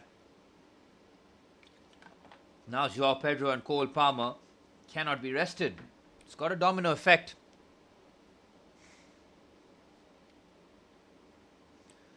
Here's Achimpong. And the aftermath of the pen, Cole Palmer picked up a yellow card as well. Chelsea have to play risk-free football, but also have to take some risks. Ooh, that might be a foul there on João Pedro. It's Bijol who's come across. It's a sore one for the Brazilian. Again, João Pedro's movement is so good. He comes through the blind side. Bijol is trying to head that. Have a little sympathy for the centre half. Yep, João Pedro gets there first. It's a foul.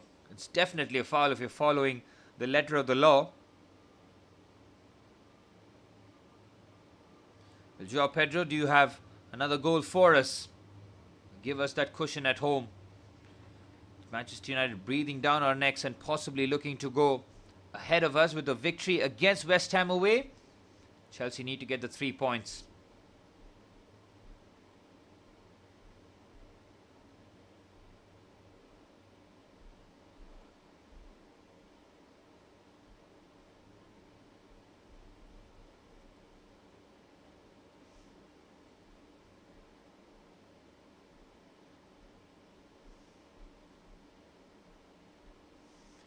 Well, Leeds will have a spring in their step.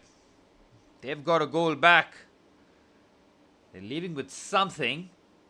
They'll be possibly hoping to leave with a point here. Chelsea under no circumstances can drop points here.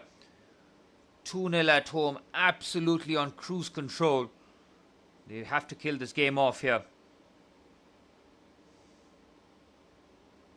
This is where Chelsea's mentality will be tested.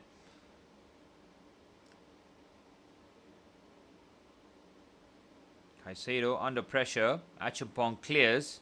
Might have taken a deflection, but Joao Pedro again does so well there. Joao. Oh, come on, ref. That is our ball. Oh, that was a shocking call from the ref. Last touch clearly came off the Leeds player. Leeds now looking to pop the ball around. Try and drag the Chelsea forward players out of position. I think Cole Palmer is now the left winger, with Pedro Neto playing on the right-hand side. Chelsea applying the forward press, forcing Leeds to go long, but they look to play out the back nicely. Okafor with a clever flick on there for the goal scorer, Lucas Nemecha. Oh, Josh Acheampong has to be careful. He's on a yellow card. Can't go lunging in. Just under 20 minutes of normal time remain at the bridge here. Chelsea with a 2-0 lead. We're looking very comfortable. Joao Pedro and Cole Palmer from the spot gave us a 2-0 lead at half-time, and then the 60-minute mark really, and then a needless pen conceded by Moises Caicedo gave Leeds a lifeline, and Trevor Chalobah now is the latest one to commit the foul. Few fouls and set pieces going Leeds' favour. Trevor Chalobah not happy with that being called a foul. And Okafor coming on was a good move for Leeds United, but they conceded the second goal soon after. Again, Chalobah has a point. Again, very soft foul, but it's a foul nonetheless. Chelsea have to defend the set piece. Oh, it's become so uncomfortable suddenly. Chelsea need the third goal as quickly as possible to set this game down. The Bulgarian floats this ball into the box. They win the first ball and the second towards the far stick. Okafor puts it into an area. Chelsea look to clear courtesy of Malo Gusto. Leeds United looking to keep the threat going here. Here's Bogle. In Leeds with just one shot on target. Chelsea with just 4 with 14 attempts. Could do better in that department, but need that third goal, man. I cannot emphasize that anymore. Clever pass between the lines. Leeds looking a lot more confident on the ball. Something that has been totally absent for a better part of nearly 70 minutes. Switches it down the left-hand side to Okafor. He's been pretty lively since coming on.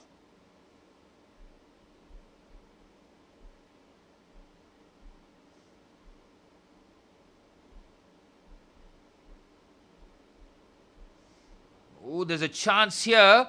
Acheampong makes a critical interception. Caicedo, brilliant. Acheampong, oh, he's taking a chance. Sanchez goes lunging in, and it's 2-0 to Leeds. If they have equalized, it's an absolute shocker.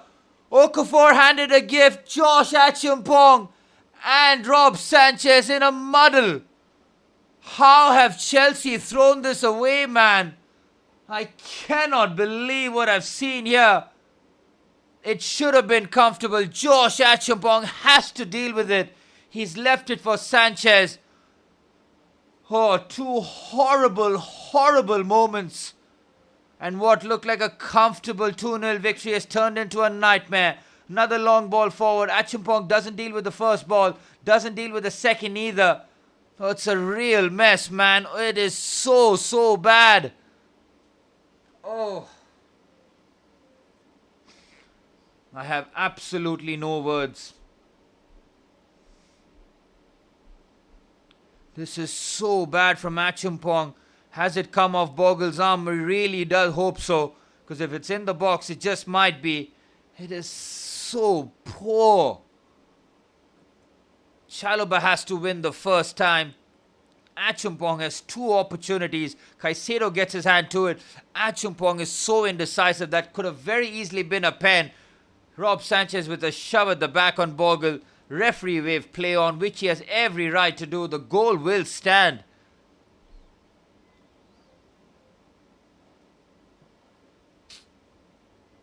Oh man, as they say, it's never a dull day at the bridge, and Leeds United getting the second goal. 2 goals out of nothing. Absolutely nothing. Chelsea dropping points here would be criminal. If this is a handball, Chelsea are fortunate. It's come off Bogle's arm, but it's outside the box. That could have been a pen as well. Chelsea will get so lucky if this goal is chalked off. It isn't. Okafor scores. I cannot believe what I've witnessed here. Chelsea have thrown it away. So comfortable, so confident, a little too overconfident by the looks of it. And Chelsea have to go again. We were 2-0 down against West Ham in the first half. We made that 3-2. We were 2-0 up here. And I cannot believe Leeds United have equalised. What's up, Mr. Taran Joseph? Can you please explain how is that not a handball?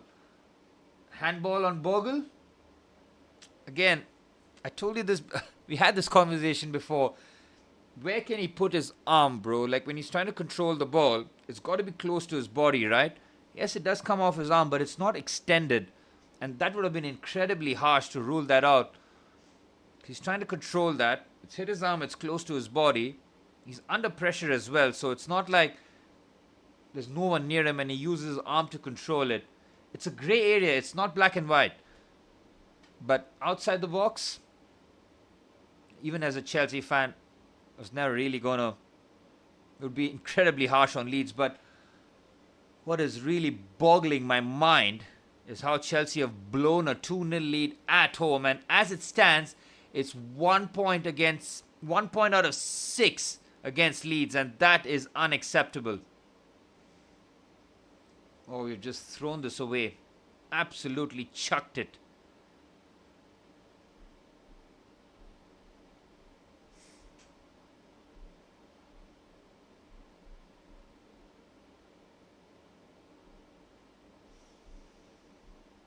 And as it stands, and if Chelsea don't complete or get the 3 points, United will stay ahead of us despite currently drawing away at West Ham. This is a terrible result for us, man, in a must-win game. These are the games where we just have to win. Malo Gusto rides one challenge. Chelsea caught out of position here. Leeds with all the encouragement that they need. Here's the goal scorer, Okafor. Decent delivery here. Chelsea fall asleep. But Trevor Chalobah clears. And it comes off Bogle, and it's a free kick for Chelsea as Bogle was offside.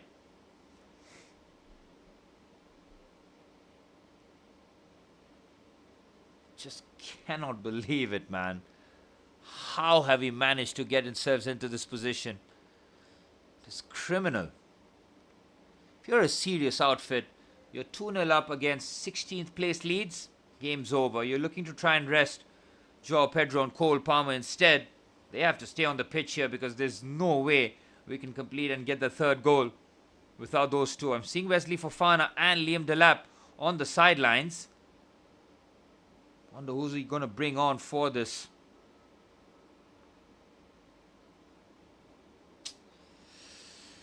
It just pisses me off. Really does piss me off. So needless. Oh, Enzo Fernandez. Talking about needless, a needless foul. It's probably strikers practicing how to put their hands to an unfair advantage by practicing some shitty drills. TJ, I get your trepidations, and someone who focuses on defense a lot, this game is heavily leaning towards and favors the attackers, especially with Arsene Wenger now wanting that new offside rule where the entire body must be beyond the last man, which is absolutely criminal for a defender to defend against. But again, inadvertent. That's the thing that I look at. Are you deliberately trying to manipulate the ball with your arm? If it's to your side, if you have not extended it or hyperextended it, play on to the attacker's advantage. Chelsea making a double substitution with Josh Achimpong and Andre Santos coming off for Wesley Fofana and Liam Delap. Joao Pedro stays on the pitch, and rightfully so. We need every attacker that we can use. Not Josh Achimpong's best game here. Picked up that early yellow card. Did look comfortable, but that second goal, he has to do better, man. He has to take control of the situation. Maybe his naivety just playing a part. Here's Fofana. Did have the assist for that Joao Pedro's first goal against West Ham. Heading into the 80th minute, man. It's gotten so nervy at the bridge now. Liam Rosenior will making 5 out of 5 was always going to be a brilliant stat here. Cole Palmer finds Jarell Hato. Oh, a last-ditch interception of the highest order there from James Justin. Clever pass there by Cole Palmer first time. Jarell Hato making himself available high up the pitch down the left-hand side. And a crucial last-ditch interception from the Leeds player there, James Justin. Corner for Chelsea. It has gotten truly hectic at the bridge. Enzo Fernandez delivers at the near post. Good header away. Cole Palmer looks to keep this alive here. If there's ever a time for Cole Palmer to score again, this would be it. Fernandez finds Palmer, drops the shoulder brilliantly, creates separation. Palmer on the left-hand side. Another corner for Chelsea. 10 minutes plus stoppage time remain at the bridge here. Aronson making the challenge. Chelsea needs must, man. We have to get the third. We've made it hard weathers, hard waters, but we have to, simply must, get the third. Enzo Fernandez with yet another corner. Decent delivery. Liam Delap's header just skims his forehead. Out for a goal kick.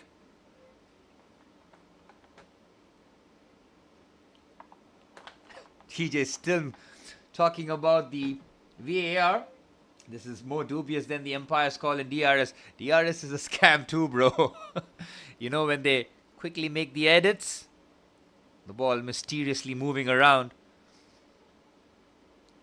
That was a brilliant challenge by James Justin, man. He was so far behind, extends the leg. Clean. Well, this result pretty much sums up Chelsea's mentality if we are not able to get the 3 points.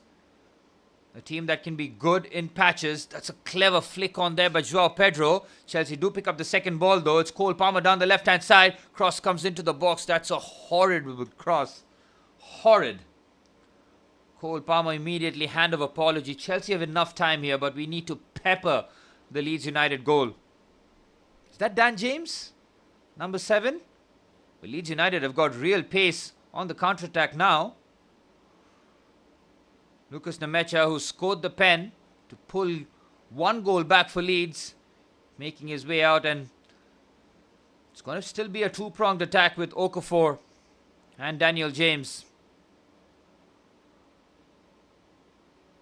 And James has scored against Chelsea in his very first season, his very first game for Manchester United, 4-0 at Old Trafford. I remember that game, James scoring the 4th, pretty much stoppage time. 8 minutes plus added on time remaining here. Chelsea, come on.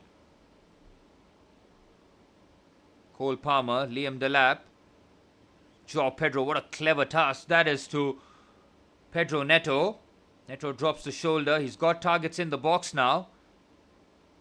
Neto finds Malo Gusto. Now the cross does come in.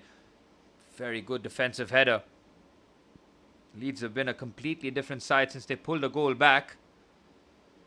Again, the kind of goals we concede really are comical at times, man.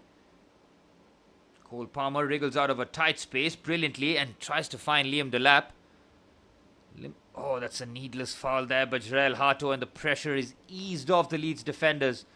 Liam Delap had a magnificent cameo 30 minutes against Manchester City away at the Etihad Stadium. Since then, he kind of hasn't replicated anything of those sorts.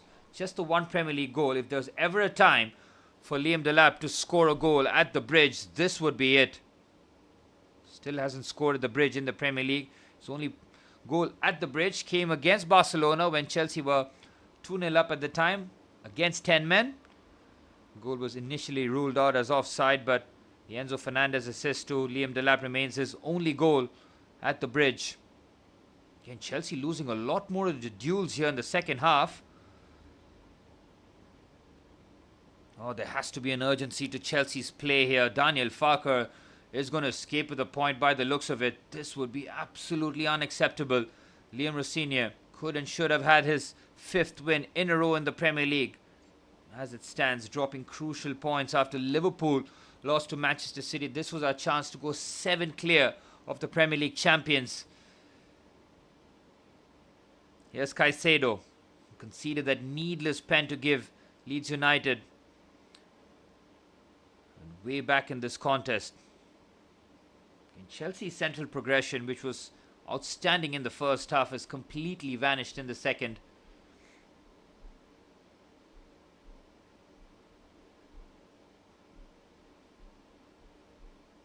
It's 0-0 at the London Stadium. West Ham United doing their part. Oh, Chelsea in all sorts of trouble as Aronson drills the effort. Well blocked by Chalobah. Here's Ethan Ampadu on the right-hand side. Chelsea on the ropes. Your cross comes into the box. So it's a terrible cross.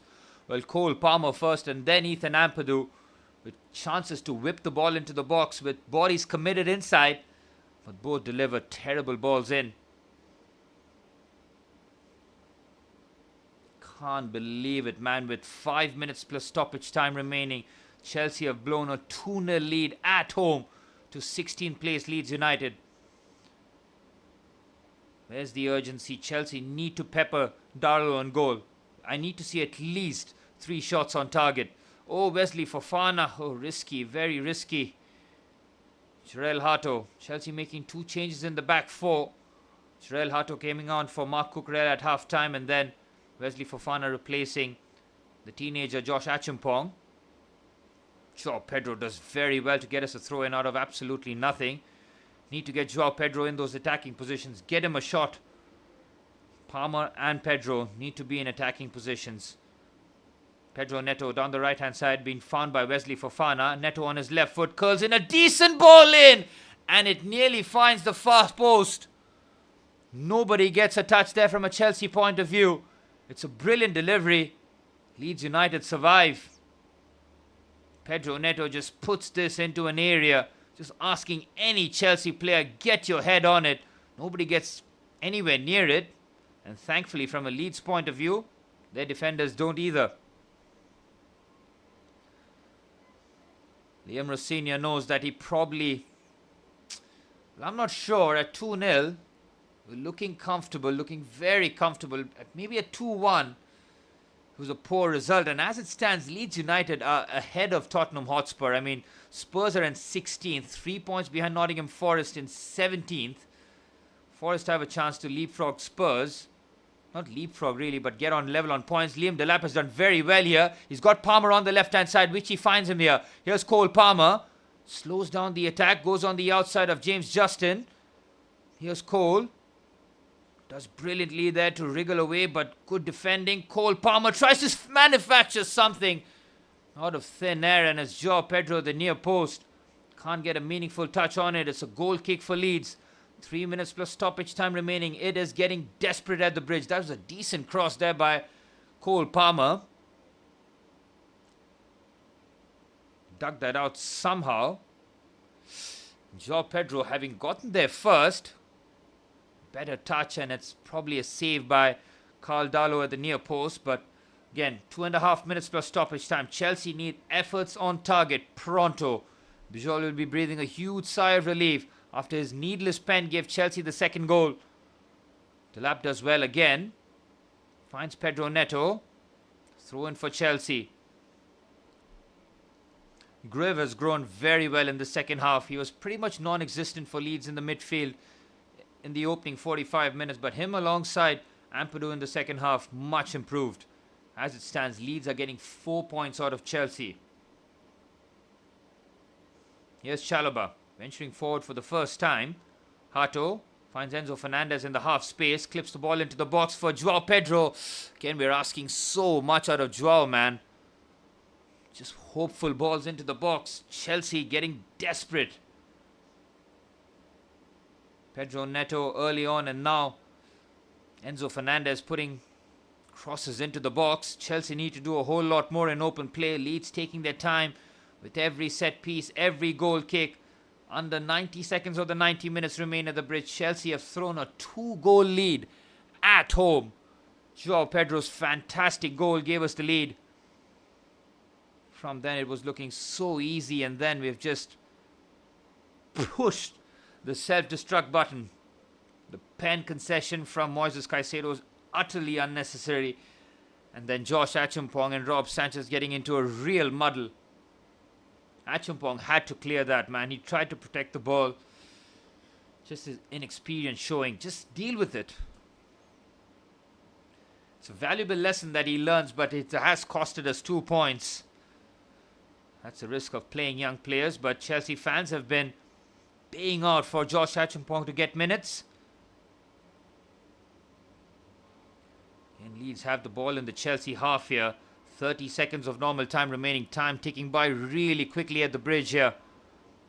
Will be 5 unbeaten for Liam Rosenior, but drop points here. It should be 5 in a row in terms of wins. Joao Pedro does brilliantly to keep the ball. Here's Enzo Fernandez. Again, where's the movement? We need Cole Palmer high up the pitch. Here's Pedro Neto. Malo Gusto making the overlap. Pedro Neto finds Gusto. What a terrible pass by Malo Gusto. Oh my word. We're into stoppage time here. How much added on time are we expecting? Caicedo. Oh, it's a brilliant interception there by Gruev. Breaks the Caicedo line breaker. Still waiting for the amount of added on time. Here's Caicedo. He'll want to be making amends here. Pedro Neto down the right hand side. Can the substitute make the difference? Can Chelsea get another late goal here? Pedro Neto does well. Caicedo. We scored at the bridge against West Ham in the 93rd minute. Here's Pedro Neto again. Decent ball into the box. The header. It is Joao Pedro, is it? It is. Just over the crossbar. Leeds survive. It's a corner for Chelsea though. Have to take advantage of the set pieces here. Pedro Neto's put in a couple of decent balls in the box. This one has to be on the money. Chelsea committing enough bodies in the box as Joao Pedro. Well, Pedro Neto rather puts in a nothing ball really. Easily defended. Jarell Hato drops the shoulder. Keeps possession nicely. Take 2 for Pedro Neto. Finds Jarell Hato. Shifts it on his left foot. Cross comes into the box again. What a header that was. And it was Joao Pedro. Decent connection there from the Brazilian. Looking for his 11th Premier League goal. 6 minutes of stoppage time, out of which a minute has vanished. Oh, he was onside as well. Brilliant ball in there by Jarell Hato. It had the pace. Joao Pedro just needed to guide that on target. Crashes against the roof of the net. Chelsea running out of time here. Liam Rosenior, hands on head. He will know this is unacceptable in terms of dropping 2 valuable points at home. Manchester United drawing at West Ham currently. Had an opportunity to possibly go back into 4th position. Open up a 7-point gap against Liverpool. Instead, these 2 points could hurt us in the end. 4 minutes of stoppage time remaining. Chelsea need to throw the kitchen sink at Leeds. Here's Caicedo. Again, where's the movement? The 2 centre forwards pinning the Leeds centre backs back. Caicedo finds Trevor Chalobah. Enzo Fernandez. Caicedo is getting desperate here. Really desperate. Here's Pedro Neto. Caicedo, first time clip ball towards the far stick for Liam Delap. Brilliant defensive header. Chelsea win the second ball though. Here's Chalobah. Enzo Fernandez. Chalobah again. Liam Delap. Clever first touch. Goes on the outside. Good shoulder to shoulder play there by Liam Delap. Chelsea keep the ball somehow. Cole Palmer. Trevor Chalobah gives it back to Cole. Cole Palmer. We need the chief creator to create something here. Hato goes on the outside. Ball into the box. Pedro Neto is there. Heads it back into the danger area. Joao Pedro. Moises Caicedo. 3 minutes of stoppage time remain. Chelsea keeping the danger alive. Pedro Neto goes on the outside. Absorbs a bit of contact. Is forced to check his run. Good defending here by Leeds. Enzo Fernandez finds Joao Pedro. Cole Palmer on the turn. Jarell Hato. Trevor Chalobah. Every Chelsea player getting a touch in this attack. Here's Pedro Neto. Clips in towards the far stick. That one is far too comfortable. Chelsea need to do more though. Here's Chalobah. Moises Caicedo with yet another cross into the box. Chelsea running out of ideas, but the ball falls at the edge of the box to Cole Palmer. Drills it into the box. It's well defended again by Leeds. Chelsea relentless with the attacks. They have all the Leeds players pinned outside their box. Caicedo Joao Pedro back to Caicedo. This is brilliant. Cut back chance. Oh my word, what a miss. It is Cole Palmer at the far stick. He has to score. Brilliant from Joao Pedro. Moises Caicedo flashes it across the face of goal. Cole Palmer should have a brace. And 5 goals in a week, man. The entirety of the Stamford Bridge crowd with hands in head. How have you missed that, Cole Palmer? Oh, this is sensational play. He has to score. It's even worse from that replay, man. Oh, my goodness me. It's a sitter of monumental proportions.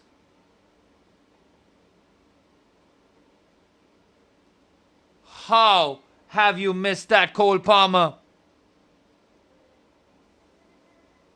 TJ is asking the same question. How can you miss that?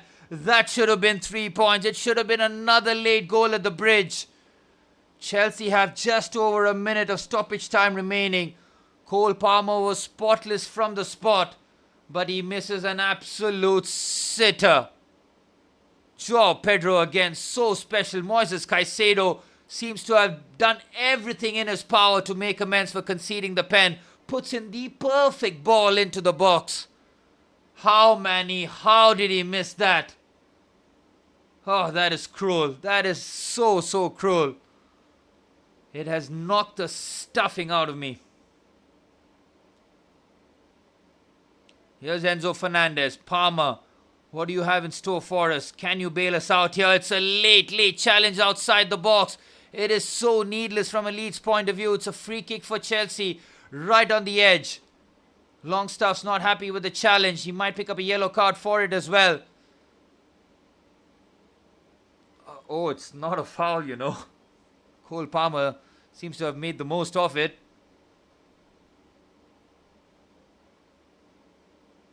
Palmer, how did you miss that? We are in borrowed time, in stoppage time. And as it stands, Chelsea will finish match week 26 in 5th position.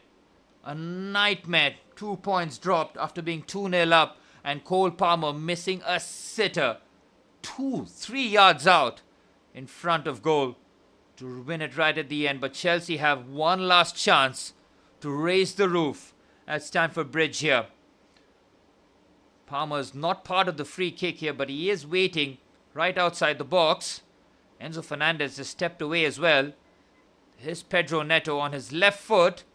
This is surely the last chance for Chelsea here. Most disappointing 2 points dropped at the bridge. Liam Rosenior may not get 5 wins out of 5 as Pedro Neto drills this into the box towards the far stick. Leeds win the first header and they can't clear. Gusto might have hurt himself in the progress. Game's still on here. Leeds United had a chance to clear the ball. They have the ball in their possession. This is exactly where Daniel Farke wants the ball to be. Again, overhit ball there by Pedro Neto. Needed something with a bit more finesse. What a massive disappointment this has been, man. At 2-0, it was looking so comfortable. I was ready to put my feet up, but little did I know Chelsea had the self-destruct planned. And the referee blows the full-time whistle. It is diabolical that Chelsea have dropped 2 crucial points at home to Leeds United. Leeds United get 4 points out of a possible 6 from Chelsea. Look at the way their players are celebrating there on the pitch. They know that they have stolen 2 points here. Joao Pedro is absolutely crestfallen. Tarun, he's giving me the update that West Ham are leading at the Olympic Stadium. It might cheer me up, but my oh my, this draw has been so deflating from Chelsea's point of view. Daniel Farke cannot hide his smiles at the bridge. It's disappointment for Liam Rosenior. It's 4 wins out of 5, still unbeaten, but massive disappointment at the bridge. It's Chelsea 2, Leeds United 2. Well, after Joao Pedro's excellent first-time finish with his left foot, dink finish pass, Carl Darlow and Cole Palmer from the spot. Chelsea were looking so comfortable, up 2-0 We absolutely chucked it away, man. First half performance was class. The second half, our levels did dip. We weren't ruthless enough, but at 2-0, we should have closed the game out, man. Liam Rossignol will be absolutely fuming, as will every Chelsea player and fan. Taron Joseph is enjoying the 7 a.m. games in Australia. It's 3 a.m. here in India. It absolutely sucks. And now I'm just hoping that Manchester United lose. Let me have a look at the table.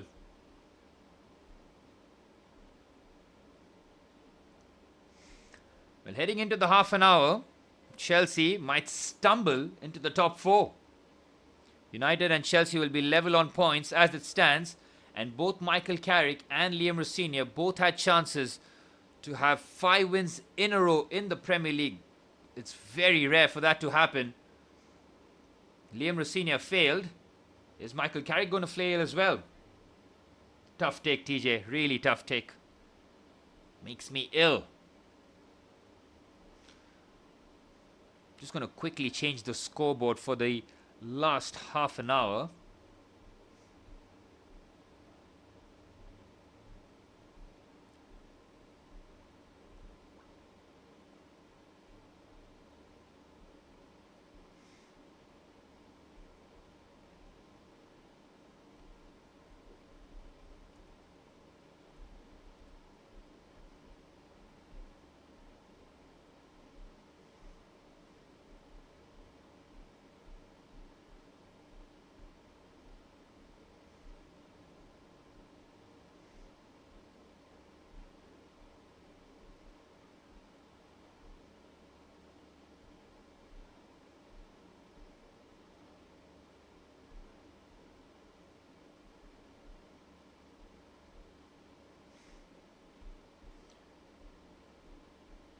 Yeah, I think we're good. We are good. Manchester United looking to avoid the defeat. TJ says tough take. Manny says rough one. I concur with both of you. Terrible. 3 a.m. in India to see 2 points being snatched. Terrible. It's a sucker punch, Manny. It's a gut punch. And the only hope now is for West Ham to take 3 points from Manchester United. Harry Maguire gets his header for Brian Mbeumo. Ahmad to Brian Mbeumo again.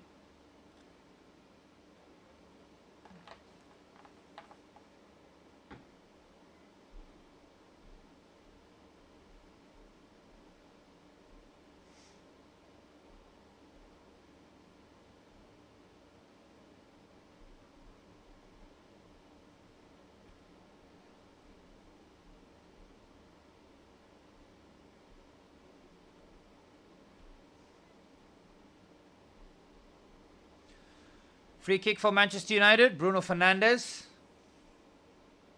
looking to continue his fantastic run in terms of goals and assists. Yeah, Manny, I think I have fixed the time now. It's Bruno with the free kick. It's cleared away. Here's Somerville. It's a bit of engagement here. Decent flick on. Diouf loses out to Amad Diallo. Whips the ball into the box. Cleared by Axel Disasi. TJ, have Spurs lost? I think as it stands, they're behind Leeds United as well.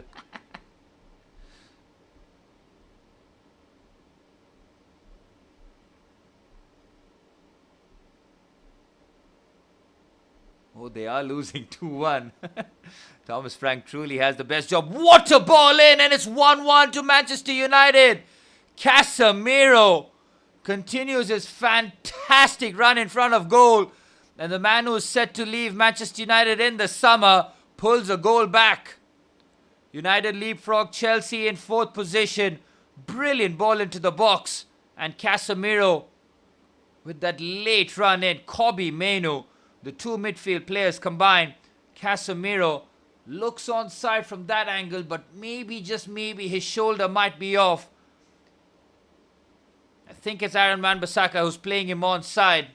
It's an excellent header there by Casemiro. Might be off, Manny, yep. But it's just going to be that part of the shoulder. It's going to be a really tight call. It's harsh on Casemiro. Really hope it is ruled out.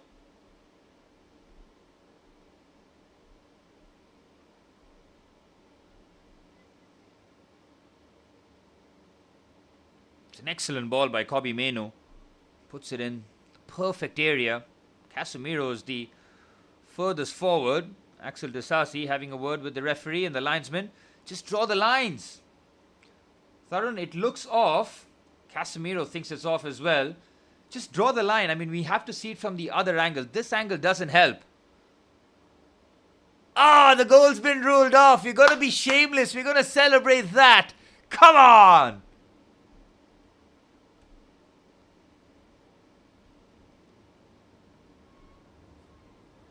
We need that Axel Disasi clean sheet, Manny. It would be a Chelsea masterstroke.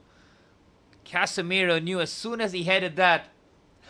TJ, there's no crazy rule. Only when Liverpool are playing, they get the offside rules. Remember that. Michael Carrick will still have to plot his way out of this one. Nuno Espirito Santos trying to climb out of the relegation zone. Win for West Ham will take them level on points with Nottingham Forest as Jared Bowen takes a shot.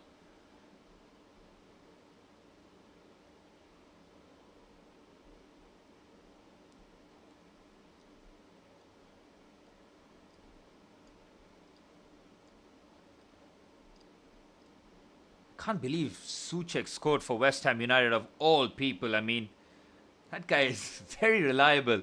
It's got to be said. It's a corner for West Ham United.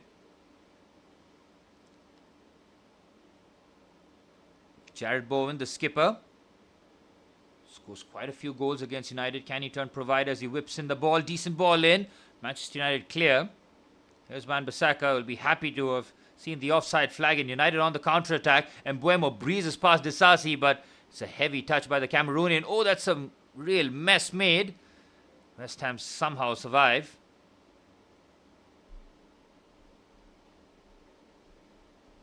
Well, Hermansen is the goalkeeper as well today for West Ham United. Remember him having an absolute shocker against Chelsea at this very ground.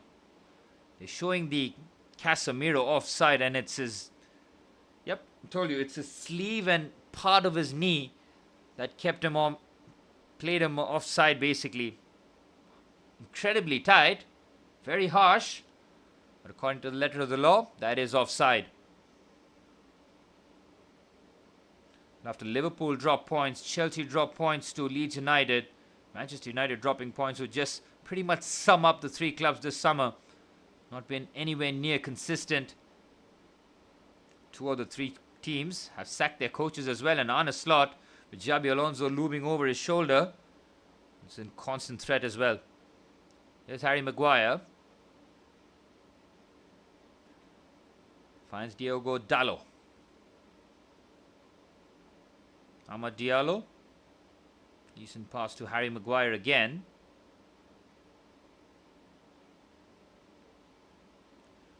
Interesting for Manchester United is 3 out of the back 4 were part of Ole Gunnar Solskjaer's regime nearly 6 years ago. So Michael Carrick is pretty much going with the tried and tested.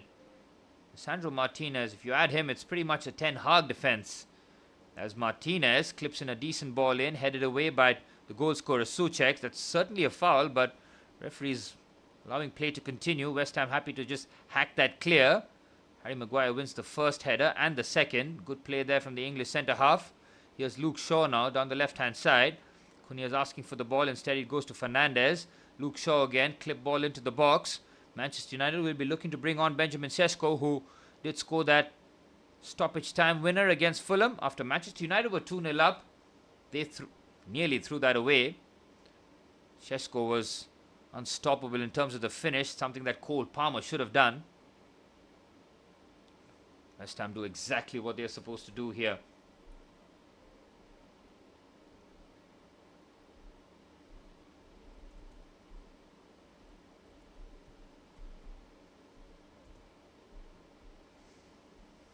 Well, the double substitution for Manchester United is upon us. Harry Maguire's coming off. Yep, Maguire off for Lenny Yoro.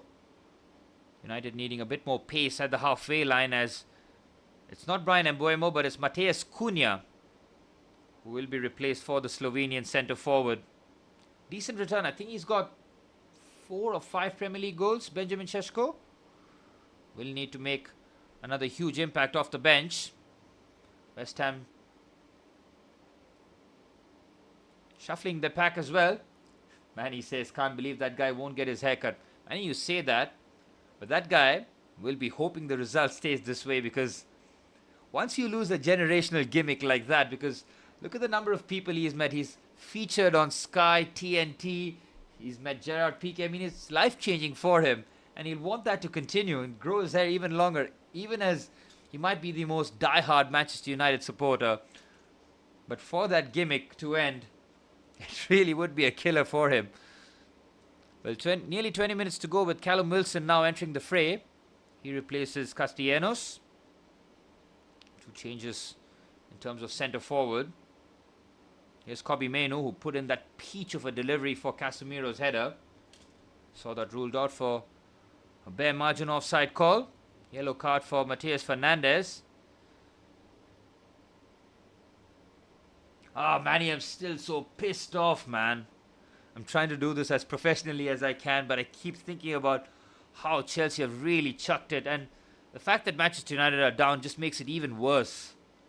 We should have been coasting, man. Get that third, put our feet up, enjoy that game against Hull City. Instead, it's become really hectic now.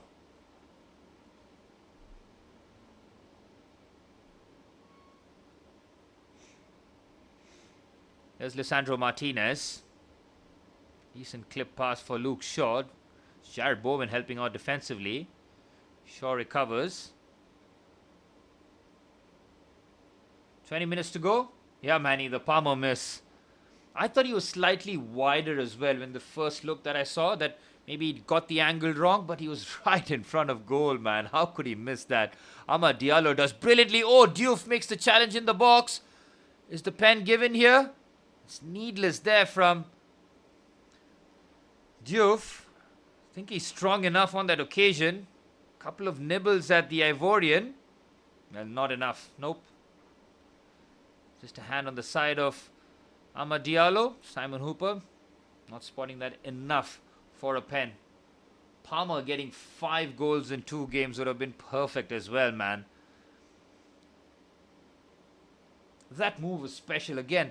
Joao Pedro, Moises Caicedo, and then to Cole Palmer.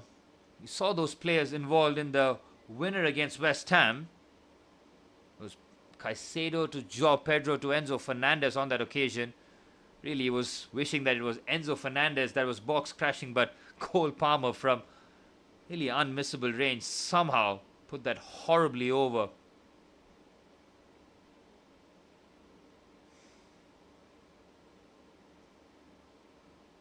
Decent ball forward. Manchester United making this a real fight here at the West Ham Stadium.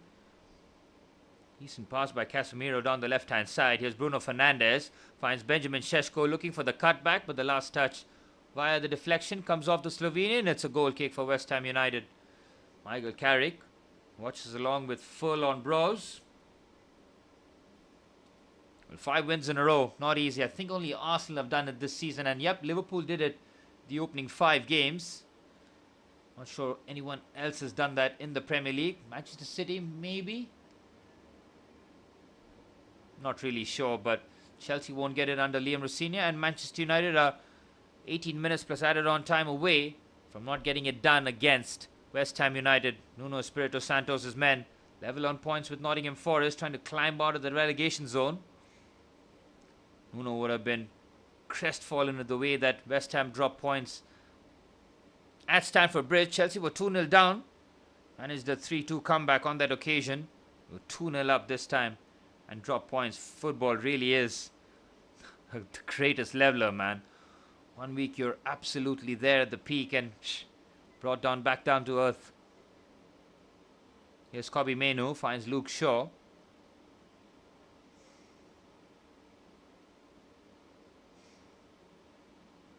There's Lisandro Martinez. Finds Lenny Yoro. Frenchman striding forward with the ball. Brian Mbuemo. Again, taking an age to release the ball. Now finds Lisandro Martinez. 17 minutes plus stoppage time remain. Martinez finds Luke Shaw. United are popping the ball around very confidently here. Fernandez finds Diogo Dalot, but West Ham win the ball back.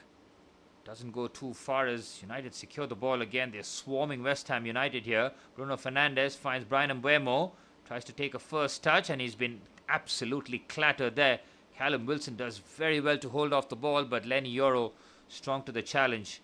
Here's Fernandes. Finds Casemiro. Decent ball in. Headed away by Axel Disasi as it stands, doing a massive favour to his parent club Chelsea. Casemiro nearly slips the ball through. West Ham with some desperate defending. And Diouf just manages to clear that away. Throw in for West Ham United. Shake of the head there from Casemiro. He thought that he got the equaliser in typical Casemiro fashion. Attacking the box with powerful headers. Well, what a shake-up in the relegation zone. I thought this was a game where the teams at the top will be making moves. But instead it's Leeds United with a valuable point and West Ham with possibly all 3 points.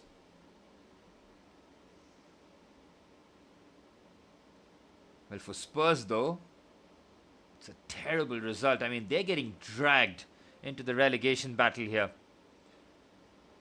West Ham on the counter-attack. Here's the skipper, Jared Bowen. He's got Callum Wilson in support. Wilson's first touch is decent. Plays it to Jared Bowen on the outside. Bowen looks to put the ball into the box. Good defending there by Lisandro Martinez. And mops up with calmness. Here's Luke Shaw now. West Ham do have the threat on the counter-attack. Mavropanos does very well. Former Arsenal defender and the former Chelsea defender on the pitch here. 15 minutes plus stoppage time remain as Axel Disasi needlessly gives the ball away. Here's Fernandes. Are Manchester United going to draw a blank when they have been free scoring under Michael Carrick? Here's Casemiro. Bruno Fernandes. Here's Lenny Yoro. Amad Diallo.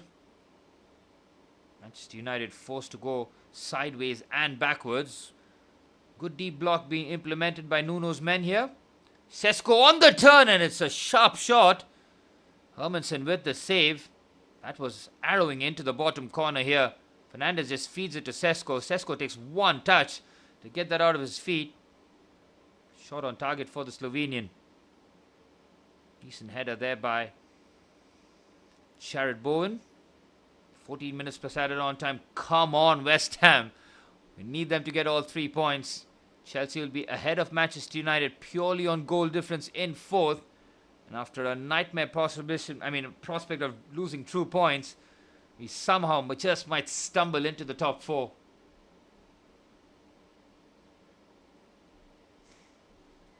Would be unbeaten in 5 for Liam Rossini. Michael Carrick's run might just come to an end here. Clever clip pass there by Casemiro to Luke Shaw. Cross comes into the box and Mbuemo's header is just wide. He wanted to try and find Benjamin Šeško there, but it was Brian Mbuemo who made the run into the box. Casemiro, defense opening pass there.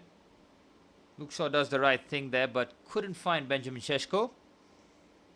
Mbuemo's decent leap, but just skims off his forehead. Nuno's making a change here. Is it that kid Scarlett? Not really sure of the West Ham Academy, but I think Potts is playing. Quickly have a look at the West Ham squad.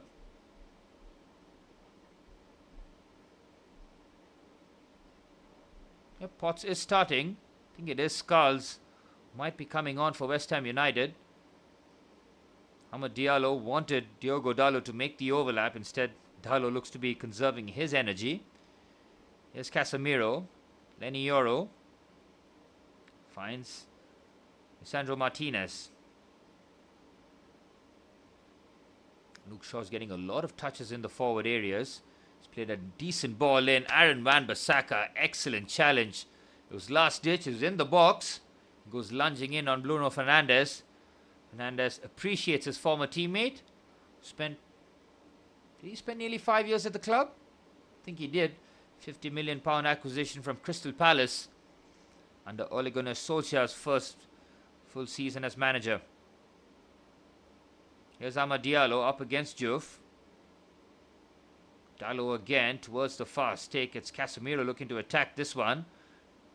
Again, Luke Shaw looks to put this into the area, but Casemiro was offside.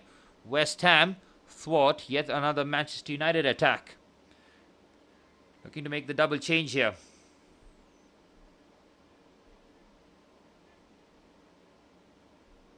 Well, Magasa and Skulls both coming on for West Ham United. Potts coming off for a rapturous, absolutely rapturous applause from the West Ham faithful. And Diouf coming off as well.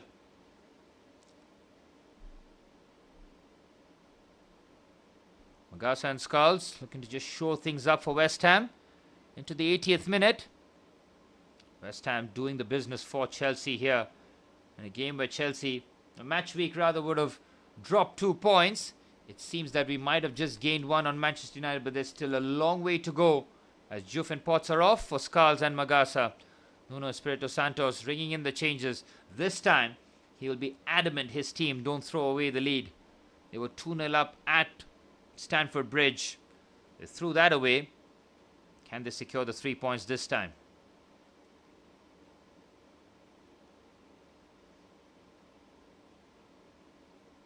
Manny, where are you meeting on Friday? Is the plan on? Well, Joshua Zirkzee seen very little game time under Ruben Amorim and making just substitute appearances because of the abundance of attackers that Michael Carrick has at his disposal.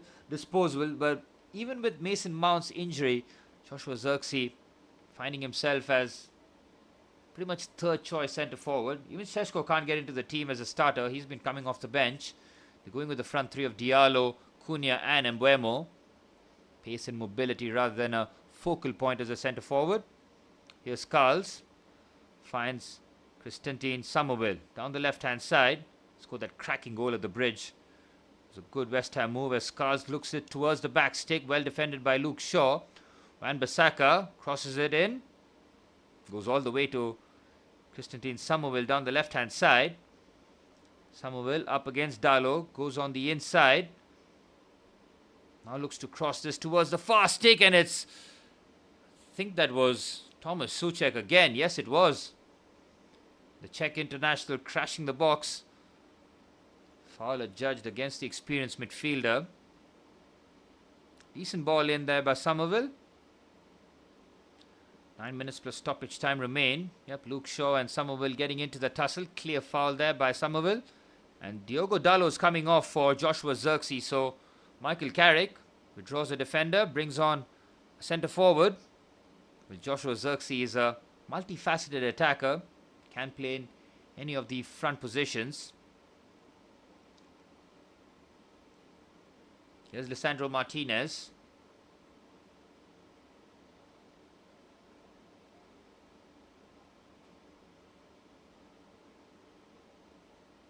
Kobbie Mainoo. Casemiro to Luke Shaw. United running out of time here. They need to trouble Hermoson in goal if they're trying to pull a goal back. Kobbie Mainoo does very well and puts in a brilliant pass for Casemiro. Magasa does very well. Excellent from the substitute. Does exactly what he is sent on the pitch to do. For brilliant. Track the run of Casemiro.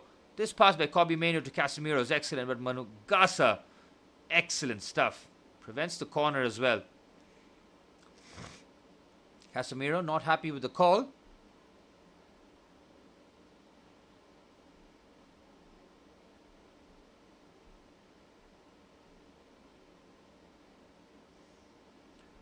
What a huge leg up this is for Liverpool, because if they win their game in hand, they go within 2 of Chelsea, despite dropping points in probably unacceptable manner themselves against Manchester City at home. They'll feel that they're in it. Here's Luke Shaw.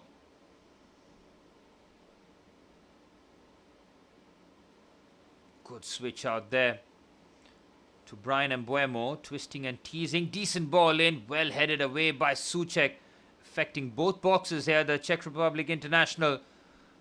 7 minutes plus stoppage time remain. Michael Carrick searching for answers here. Is he going to suffer his first defeat as caretaker manager for Manchester United? 4 wins in a row. Manchester City rather, Arsenal, Fulham, all fallen victims to Michael Carrick's men. No clean sheet for San Lomans today. Lenny Yoro, who replaced Harry Maguire in the second half, finds Mbuemo. Here's Bruno Fernandes. Manchester United with nearly 70% of the ball in the second half. Mavropanos does very well to nick the ball of Šeško. United win the ball back, but unfairly, according to Simon Hooper. It's a free kick for West Ham. Matheus Fernandes, excellent player in midfield, covering the ground, winning the free kick. Yep, Benjamin Šeško and then Kobbie Mainoo. Ooh, Mainoo with the stamp on the ankle of Fernandes. Fernandes has every right to complain about that, and this is very rare that we see the West Ham Stadium absolutely bouncing here. Finding a bit of a resurgence under Nuno Espirito Santos after that nightmare run under Graham Potter, and that was a typical Thomas Souček goal, man. Striker light instinct, attacking the near post. Looking for the second here. Callum Wilson does well. Magasa loses his balance, but Souček wins the ball back. West Ham would love a second goal, so would the Chelsea faithful, that's for sure. Axel Disasi putting on a heroic defensive performance for his parent club. Here's Lamens. Oh, it's a risky pass. Lisandro Martinez is so composed. My oh my, that was risky. But he can't find that accurate pass. United are running out of time here. 5 minutes plus stoppage time remain. A lovely turn by Lisandro Martinez under pressure from Jared Bowen. Drops the shoulder, goes the other way. Come on, West Ham. Come on, Nuno. Sorry we had to break your heart, but we needed a favor. We need a favor here. Souček wins yet another header. Disasi loses out to Šeško. Here's Skulls. Just punts that forward. West Ham with no real ball retention whatsoever. United with 3 attempts in the second half. But it's identical stats for both teams. 2 attempts in the first half for West Ham, 2 attempts in the second. United with 3 in the first and 3 in the second, but not able to beat Hermansen in goal. Xerxes does well to find Kobbie Mainoo, but it's West Ham who have the ball. What a pass that is by Jared Bowen. And San Lomans very composed as sweeper keeper. Callum Wilson made a perfectly timed run, but Lomans was up to the task. Here's Mainoo on the left-hand side. It's Amad Diallo actually. Surprising to find the Ivorian down the left-hand side. Trying to whip in the ball into the box. Not getting the right kind of service.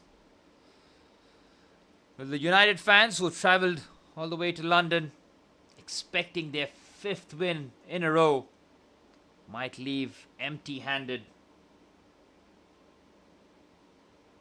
Well, Nuno Espirito Santos is bringing on one of his lethal weapons off the bench. It is Adama Traore. There are a lot of debates in football, but who's got the best arms in football?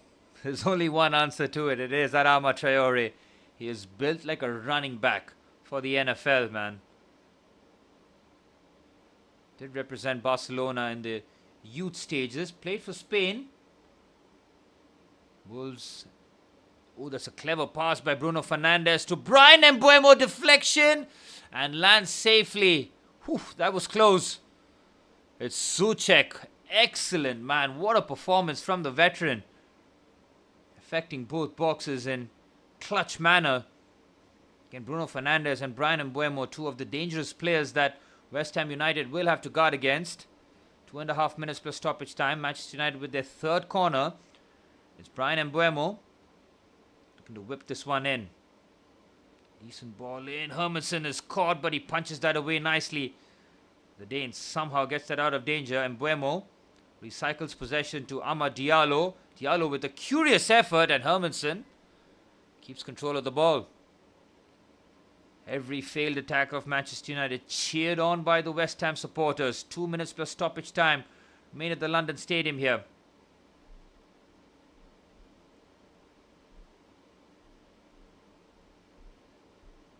Jared Bowen does very well to chase this down. Keeps possession. Wan-Bissaka caught absolutely napping there by Amad Diallo. And Joshua Zirkzee's first touch is good, but gets away from Mavropanos, who's on the deck and still makes some important interceptions. Brilliant from Jared Bowen. Might have kept that in. He hasn't. Throw in for Manchester United. Mavropanos, as soon as he went sliding in, and if that broke kindly for Manchester United, it could have been a very promising counter-attack. Did he use his arm? Did come off his arm, but on the deck, somehow managing to make some sort of effect on it as Kyle Walker-Peters and Adama Traore are coming on with a minute of normal time plus stoppage time remaining. Jared Bowen is off, and so is Somerville.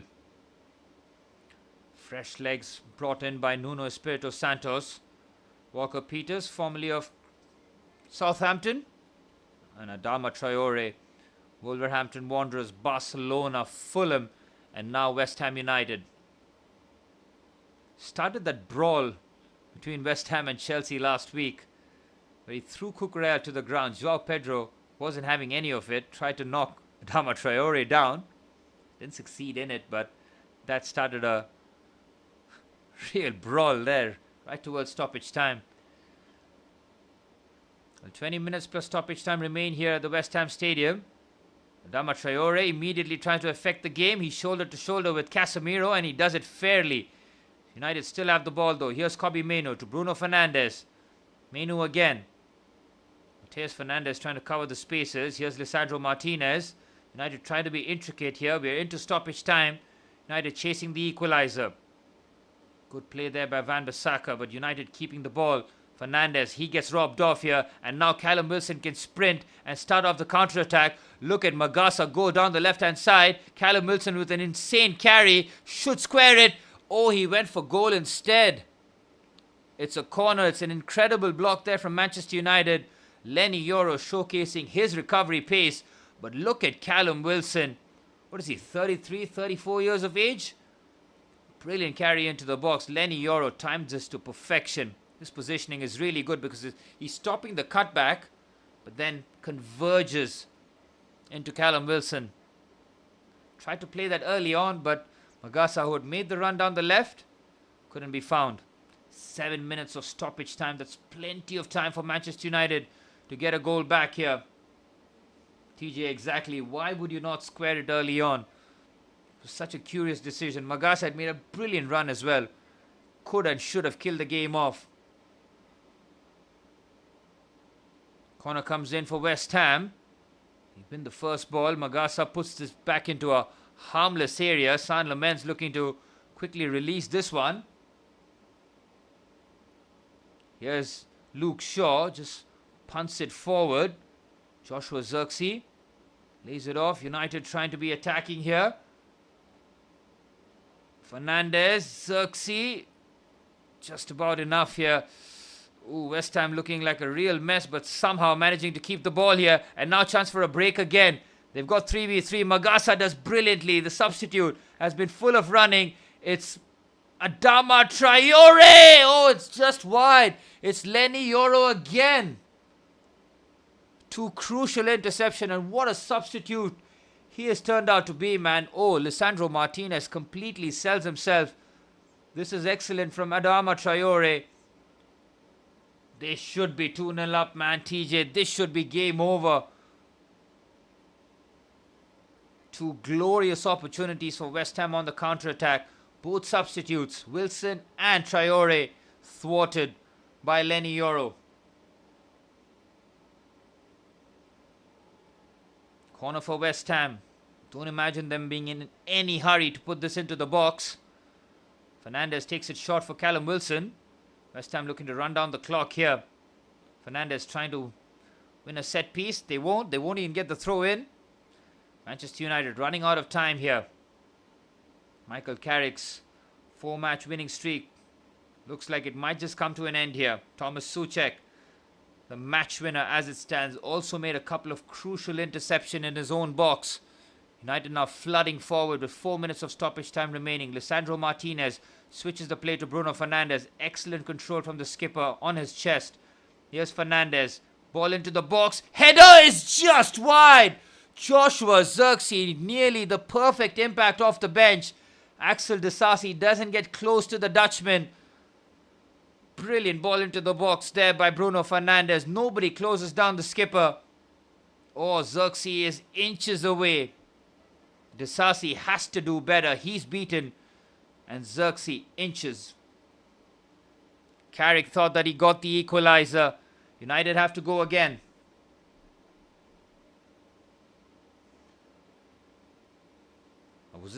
Really wasn't expecting to do the watch along for the end of this game, but after Chelsea dropped points, I needed something to really clear my head.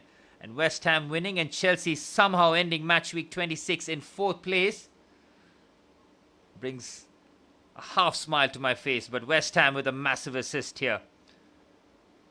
3 minutes of stoppage time remaining. Lenny Yoro, who has been crucial to keeping this at 1-0, is now striding with the ball forward. But that pass has been cut off by Skulls. And there's a chance here to feed in Callum Wilson. He is onside. It's Callum Wilson. It's a terrible finish. Is the offside flag raised? It is. But West Ham should be having the ball in the back of the net at least a couple of times here. He's clearly offside. Skulls had to release that early on, and Lenny Yoro guilty of giving the ball away. United running out of time. Nuno Espirito Santos watching along nervously here. Here's Fernandes. Thought that he might have gotten the assist for the equalizer. 2 minutes of stoppage time remain. Lisandro Martinez should find Bruno Fernandes. He has. Here's Amad Diallo in a central position. Shifts it onto the right-hand side. Here's Brian Mbeumo. Cross comes in. Disasi again misses out. And it's 1-1. It's Benjamin Šeško again. West Ham drop points. Benjamin Šeško scores in stoppage time once again. Axel Disasi loses his man again. Come on, Axel. You have to do better. Hermansen won't keep the clean sheet. The West Ham fans were ready to celebrate. They had 2 or 3 glorious opportunities on the counter-attack to kill the game off. They left the game open. United stayed patient. And Mbeumo's ball into the box. This is a clever finish by Benjamin Šeško, man. It was a bullet finish against Fulham. This is so clever. Axel Disasi can't get there ahead of the Slovenian. It's a first-time finish of the highest order. And United climb ahead of Chelsea.